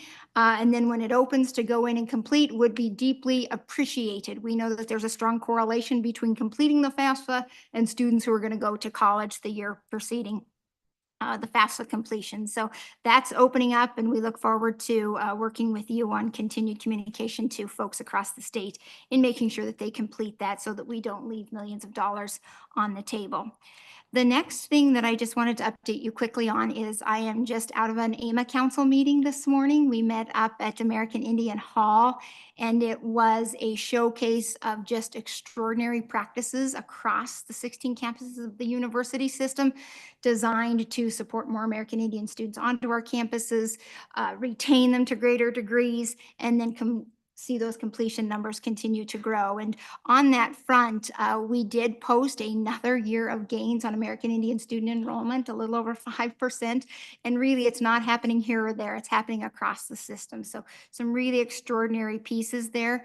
We posted, I think, a 13% gain this year on our American Indian student completions, and we had a tiny uptick in American Indian student retention. So really good connectors happening at our K-12 schools for American Indian students who would come onto our campuses. And in fact, our council has a school leader from Mission, and Sean Hendrickson, who's a principal over there in Mission, and he advises the council on what we can do better to make sure that more American Indian students most successfully matriculate. And that's certainly a name I know that you are familiar with. And so thank you, and thanks to all of the team members at OPI for their strong partnership, and also a great big thank you to the Macy group for making sure that we do all we can to make sure that all of the American Indian student success conversations are K-12 and post-secondary aligned. The next and final thing that I'll just close up with is something that the superintendent did hit on, and we look forward to this next month and then the next 3.5 to 4 months after that, making sure that we do all we can to get our legislative agenda across to the finish line. And so we'll be working closely as a team in the university system to do that. And then with all of our partners all across the state on that agenda, plus things like the pay plan, infrastructure pieces, et cetera. And so that's really all that I have for you today, Mr. Chair, members of the board, and I would gladly stand for any questions that any of you might have. Anybody have any tough questions for Dr. McLean they'd like to throw at her? Nothing? All right. Thank you so much, Angela. All right. At this point, we are moving on to item number 5, our MSDB. We're on page 56 of your agenda packet. I'll turn things over to our MSDB liaison, Board Member Lisa Schmidt. Thank you, Dr. Thorpe. Is Paul on? There he is. Yay. We had a board meeting in October. When was that, Dr. Slinger? Committee meeting. Yes. In October, and went over several, some travel. We had a travel request that we approved. We talked a little bit about some legislative requests. But besides that, I'd like to ask Paul to give us an update on what's happening lately. Can you hear us, Paul? I can, Board Member Schmidt. Thank you, and Chair Tharp and Dr. McLean. I just want to know, I have the wrong camera working here, but does this angle work better for you, Dr. McLean? Just wondering. We'll leave it there though, but yeah, thank you. Just to go over a few things, and then I'll kind of stray away from our what I proposed as a packet to maybe talk about what can be found in the governor's budget that was released last Friday. But first, just talk about some agenda action items first that we'll have you consider. And the first is always the personnel report. With our grants that fund our deaf mentors and family advisors, that ends September 30th. So the new cycle begins October 1st. So you'll start seeing now some family advisors and deaf mentors on here. So you'll see that we have several deaf mentors that have that we ask you to hire. We have a substitute para, Rena DeShaw, that we ask you to hire as a result of us losing Taylor Davis, who resigned and moved to Idaho to be with family, and is actually working at the Idaho School for the Deaf and Blind, and they got a good worker. And then some retirement of some folks that have been here quite a while. One is Carrie Dawes, a TVI teacher who's been influential in helping us start the LEAP program here at MSDB, is going to retire and enjoy. And then Kitty Griffin, who's been a DHH outreach for us, she's actually going to retire in January. And Kitty's been, Catherine's her name, you'll see in the packet, but we all know her by Kitty. She'll be retiring here at the end of December, and wish her well. She's down in Dillon and did great things for us. The one thing that isn't not on here, because I'm right now in working with candidates, is we may have 2 TOD outreach consultants hired probably even by the end of this week.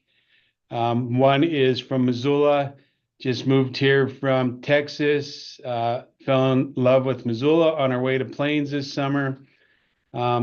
And she is for sure going to be working for us, which will be great. She's a teacher of the deaf. And then a gal from Oregon, we feel we have secured, and she is coming up with her family at Thanksgiving to look at some housing down in the Butte area, as she would probably work Kitty's position. So the good excitement is with all that, they're not on the list yet, but we might have 2 of our 4 teachers of the deaf positions filled before Christmas comes. So that's exciting for us. The other items that we have are 2 out-of-state travel requests. One is for every 2 years, our residential staff goes to a residential conference. You can see that they're here. It'd be Mr. Kelly, his 3 counselors, and the house parents. And one thing I want to point out is the cost per person isn't $15,700. It's actually $1,570. Hopefully that takes care of that eye opener. That's a pretty expensive conference. That's Hawaii or something per person. The other one is our academic bowl did make it into the regional academic bowl, which we found out recently. So we're excited about that. That's where we compete with all the Western schools in the academic bowl. And this year you can see with the request that competition's down in Fremont, California. The competition's actually January 30th to February 2nd. And because it gets done on February 2nd, we always we'll stay that night, and then they will stay at one extra day and go do some sightseeing. I know Alcatraz is on the list to maybe try to get in and see, and just let our kids see some of that San Francisco. So that is why it's January 30th to February 4th is to account for that travel in there, and then just to have a day for the kids to have fun. And then hopefully I'll be coming to you in January telling you that this group of students made it to the national competition, which would be in DC in April. So those will be the 2 out-of-state requests. And then I promise folks that I will not be bringing many policies after this one.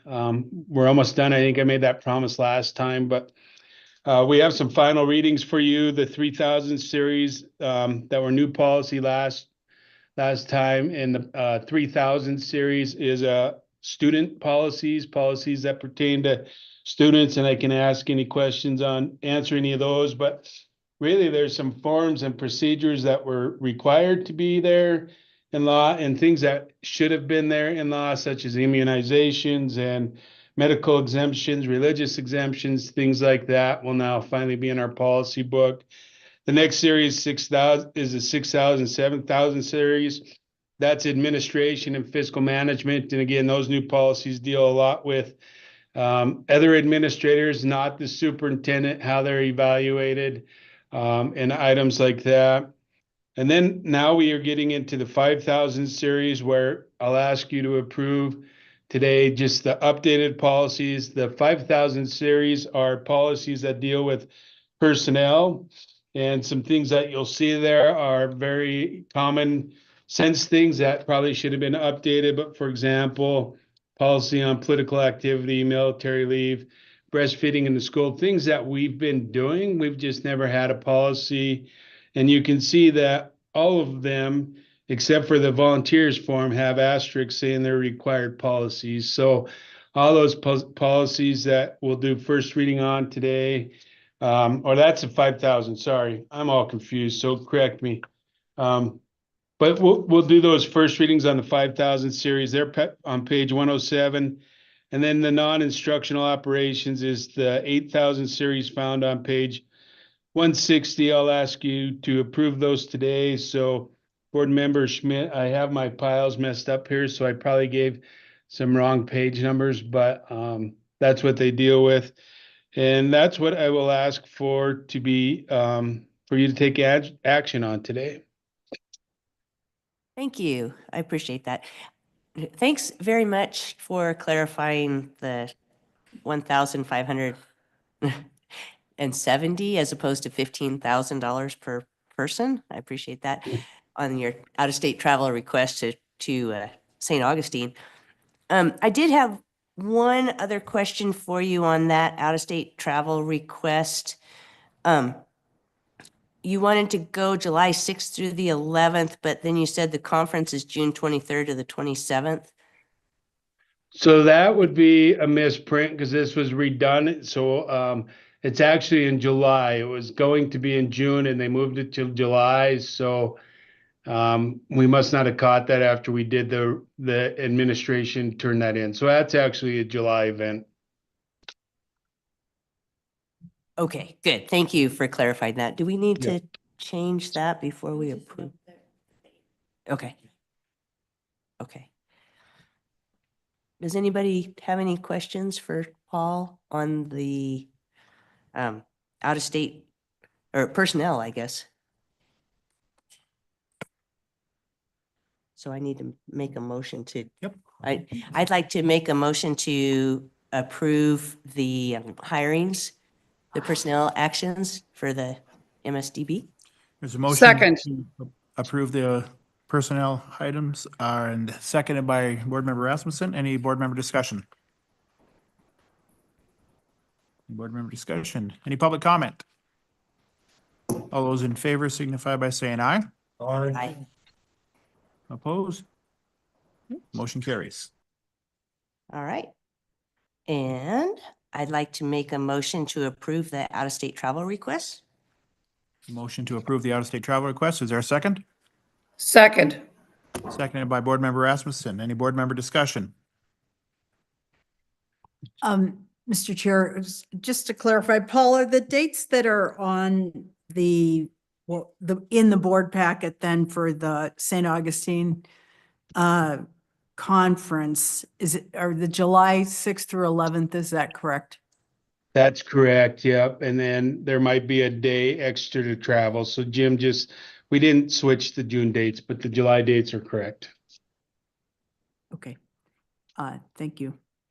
And Board Member Schmidt, one thing I wanted to mention for the new board members is the state would be paying for our group to go to St. Augustine, but then the foundation, the great relationship we have with our foundation, they pay for the academic bowl team.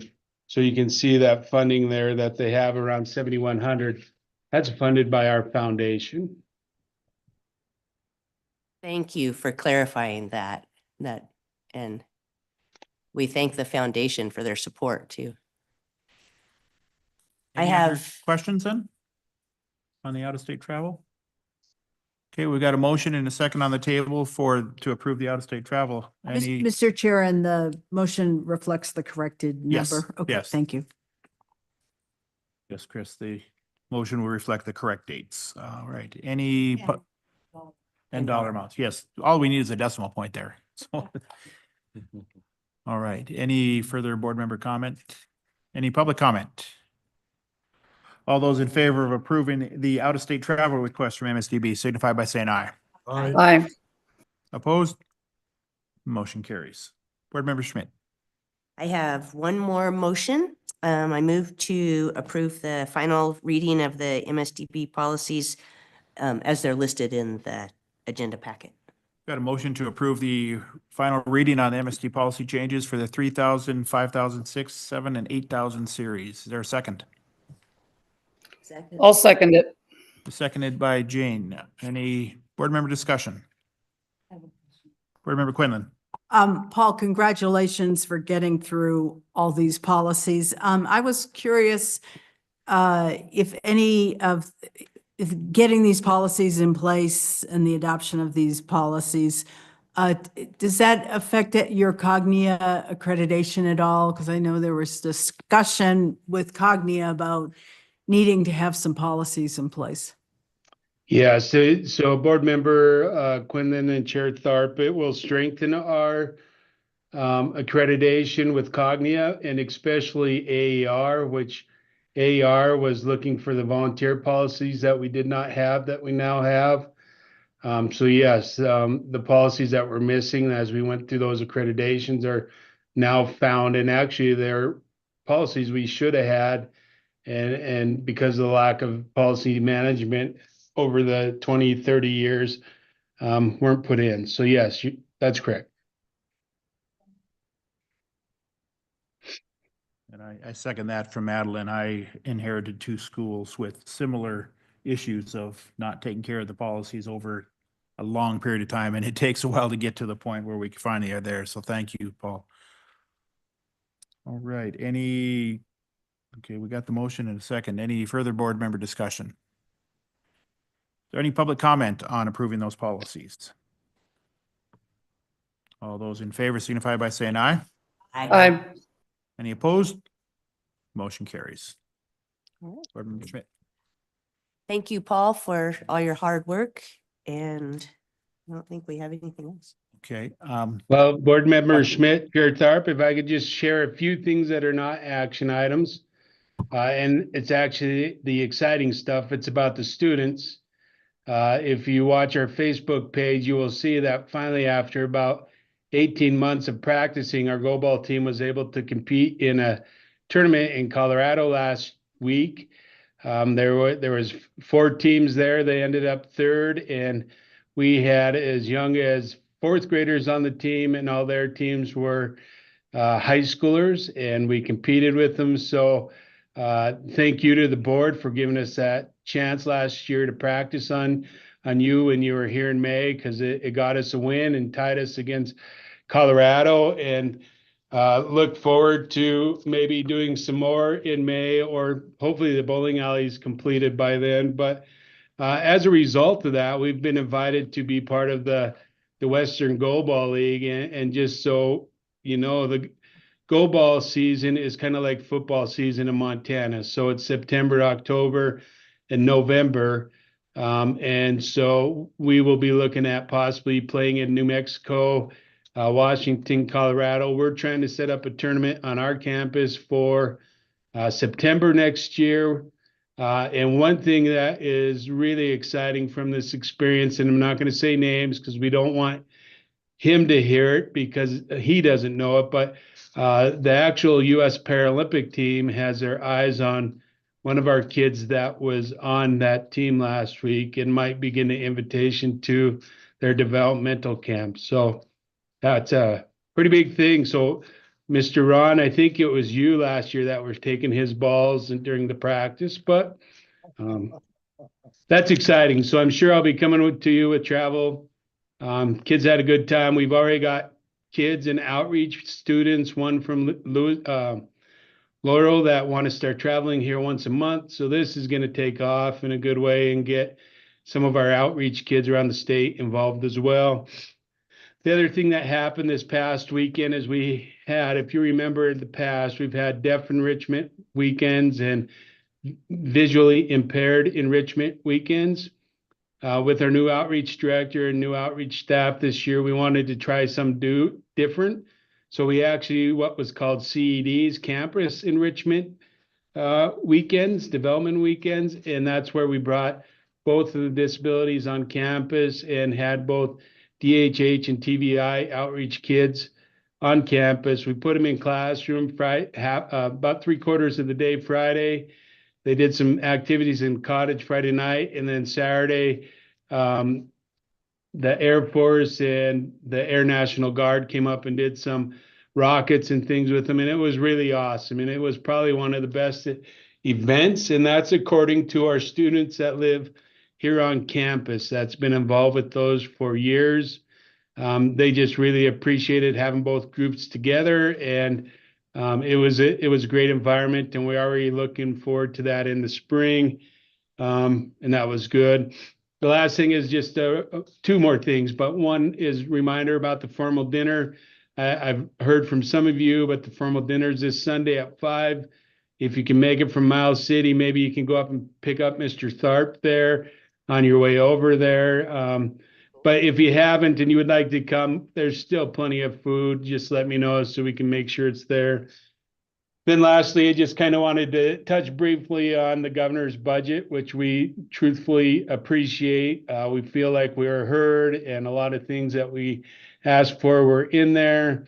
So just kind of some things that we were asking for was to try to do the longevity, shore up the longevity for all of our teachers, since that was negotiated in the last contract. Instead of doing that over a 5-year period, to have that funded this year, that's in there. All the outreach stuff that we missed last session, which included cars, which were leasing about $44,000 worth of vehicles that we've had to come up with the money for the last 2 years, that's in there. And we really appreciate what they did. And then as far as the major repairs, there's 2 out of the 3 projects that we asked for that are currently on the list. And that is to fix the drainage system in the parking lot and finish the parking lot. And then they're setting up, right now the ask is about $2 million for HVAC systems, starting with the cottage program that has no ventilation in it right now. So overall, we're happy. Of course, there's some things that we'll probably continue to work on to see if we can get. And then there is a cleanup bill. I think it's LC maybe 47, 43, somewhere in there. And that is with Senator Fuller and Representative Keogh and Pat McCracken working on that with myself, and McCall's joined a few calls. But what that does, it does 4 things. Is one, it gives us access to use school buses to transport students home. with parents, so we can start doing that and parents don't have to do it. So that's a good thing. Then it does two awesome things, in my opinion, for educational interpreters. One is it gets them a part of the quality educator payment, so they can be included with that. So districts like board member Headland, that I know has been working with interpreters, could actually get a QE, a quality ed payment with that. The other thing is they would be involved with the TEACH Act as well, where under this cleanup bill, MSDB would be able to be part of the TEACH Act or the STAR Act, whatever it ends up being here in the next session. And so could even possibly double that quality educator payment for both our staff and our interpreters. And then the last thing that bill does is takes the educational interpreters and puts them in where they could have some loan repayment, such as teachers, where I believe it's $2,000 the first year, $3,000 the second, $4,000, but they could have up to $15,000 over 4 years of their loans repaid back, just like a teacher does. And those are going to be huge for us to recruit and help us recruit some interpreters for around the state, because we have many districts looking for interpreters. The one thing that we will keep working on is trying to find that university that will partner with us. RIT is not off the table yet. That trip did not happen, even though we had the emergency meeting. They had some things come up. I felt ill, but we're still working at that. But the hope of having U of M receive the funding in this next legislature to start a TOD program, we do not believe is in anybody's package. That's according to a couple of my sources, but we will continue to try and find a Montana school that will help us develop teachers of the deaf and interpreters for the state. So Board Member Schmidt, those were just kind of the extra things I wanted to put on the table for right now and stand for any questions. All right, thank you for the update. Does anybody have any? Yeah, Susie. Thank you, Chair Schmidt. I just want to make a comment. Thank you so much. I appreciate your work, Superintendent Fruthmeyer, in these efforts. I think it's really important to acknowledge the work of our interpreters and the level of education and the seriousness of the certification level that they have to receive in order to work in our schools. It's one of the highest levels to be a level 4 ASL interpreter, and even to be in a mentorship program, they have to have a very high level mentor that can be hard to find. I know we're looking at intern options and things for while we have someone on leave. So I appreciate you guys always supporting our interpreters, and I agree that it would be very helpful to have them recognized. I've been, working with my local school board, for example, to explain the rate of pay, the substitute rate of pay, and things like that, and how that we need to take into account the level of training and expense of their education, and how extensive that is to be able to be an interpreter in our schools. So thank you for helping in that. You're welcome. Paul, I had a question about the budget requests that you talked about. And I think you probably did say this, but I need you to repeat it. You had told us previously that you had a budget request for a feasibility study on the air conditioning for the cottage, and you talked today about HVAC system in general. So did you actually get funding in the governor's budget? Does it have funding for both the feasibility study and the upgrades to the HVAC system? So Chair Tharp and Board Member Quinlan, that is what we think it means. We just got this Friday and we have some phone calls in on a few things, and that's one of them. But we believe that those that could make the decisions have stepped up that to do the feasibility study within that 2 million, and then go right into, whatever money is left to start putting in the HVAC systems instead of waiting for another 2 years to request that money. So we might not get all of our buildings done, but we'll get the feasibility study and we'll get a good jump hopefully on, HVAC systems in our buildings. Yeah. Great. That's wonderful news. And Mr. Chair, I hope that there's consensus on the board that the board should advocate for that. It's really hard to think of kids living in cottages without air conditioning, especially as our temperatures seem to be warming. So, and I hope we'll advocate for that during the session.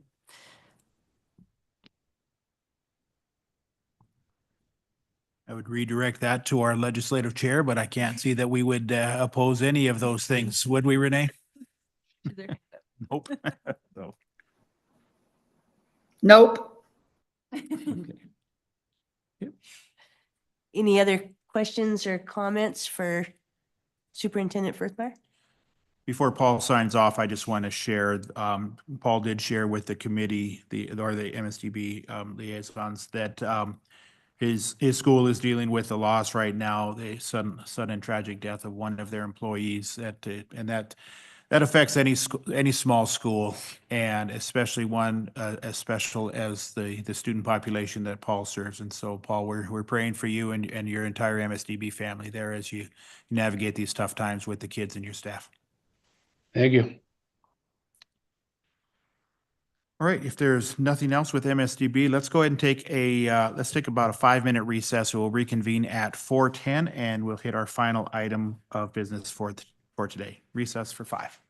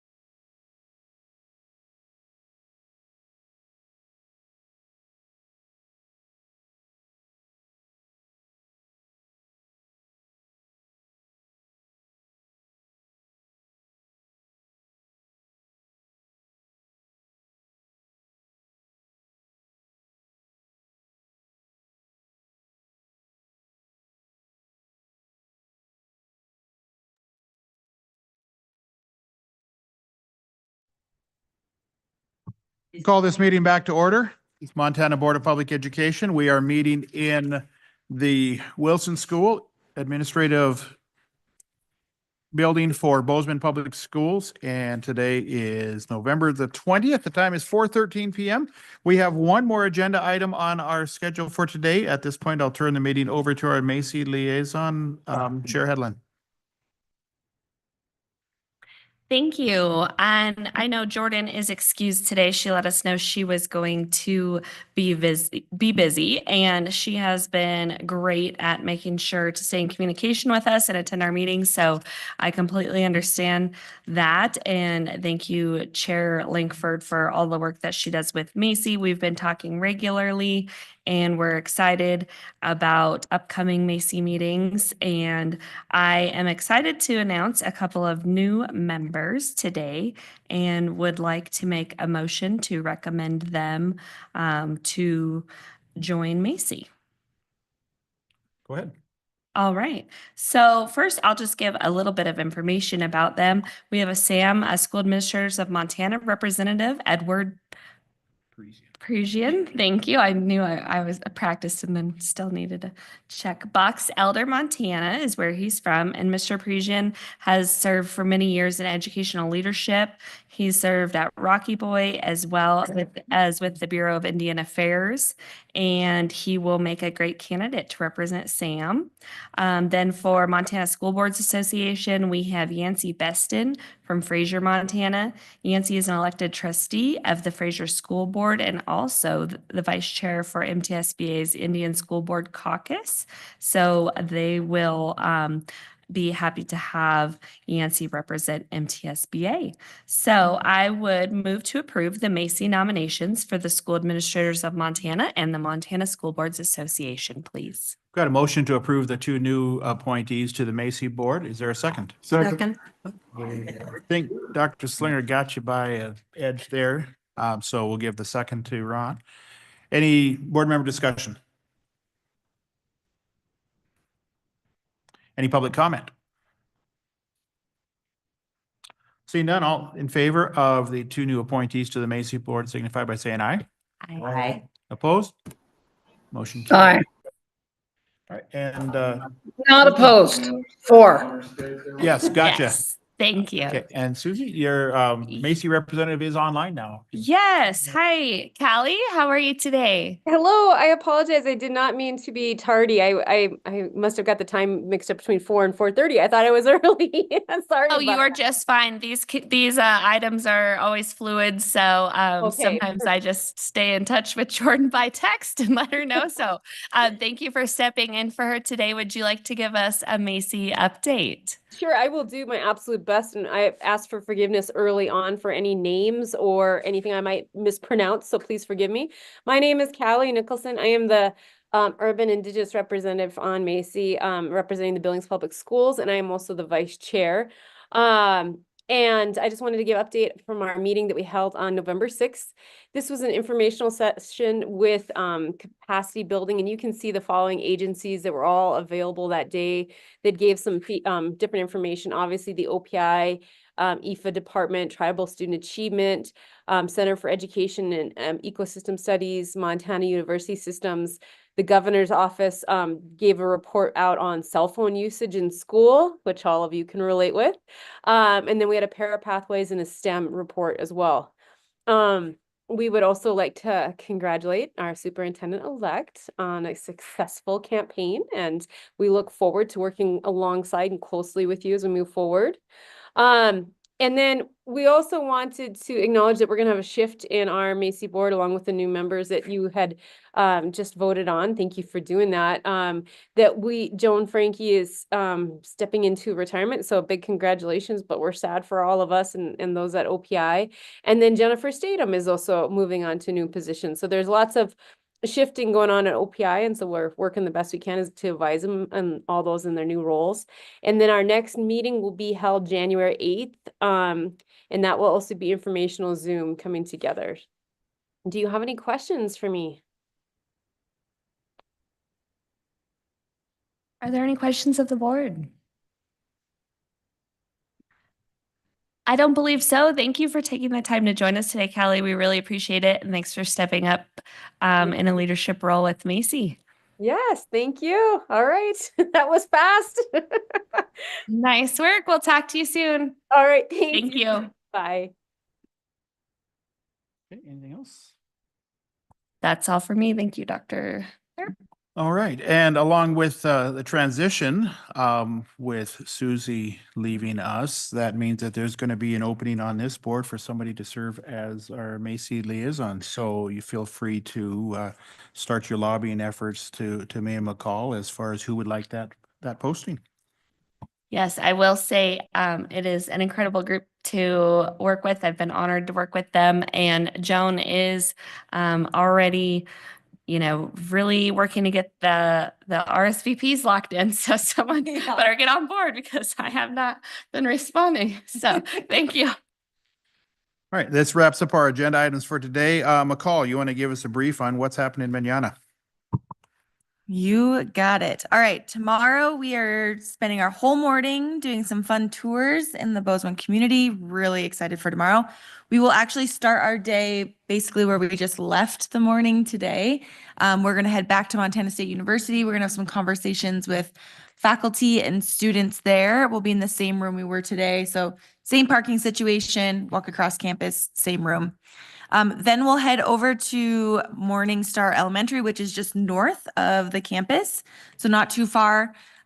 We will meet at 10 a.m. and we'll do some early literacy conversations and follow up on some of the things that Superintendent Bertram foreshadowed for us today. And then we'll head to Bridger Charter Academy, where we will do a tour. We'll talk with the admin about their charter. Then we'll have an opportunity to have lunch with them and spend time with some of the folks that are working on their charter school. And then we'll come back here. We will begin promptly at 1 o'clock back in this room. All right. Promptly. Promptly. So with that, Renee, thank you for attending via Zoom, and we will see you tomorrow at 1 o'clock back here. And with that, we'll declare this meeting in recess until 1 p.m. tomorrow. Renee, oh.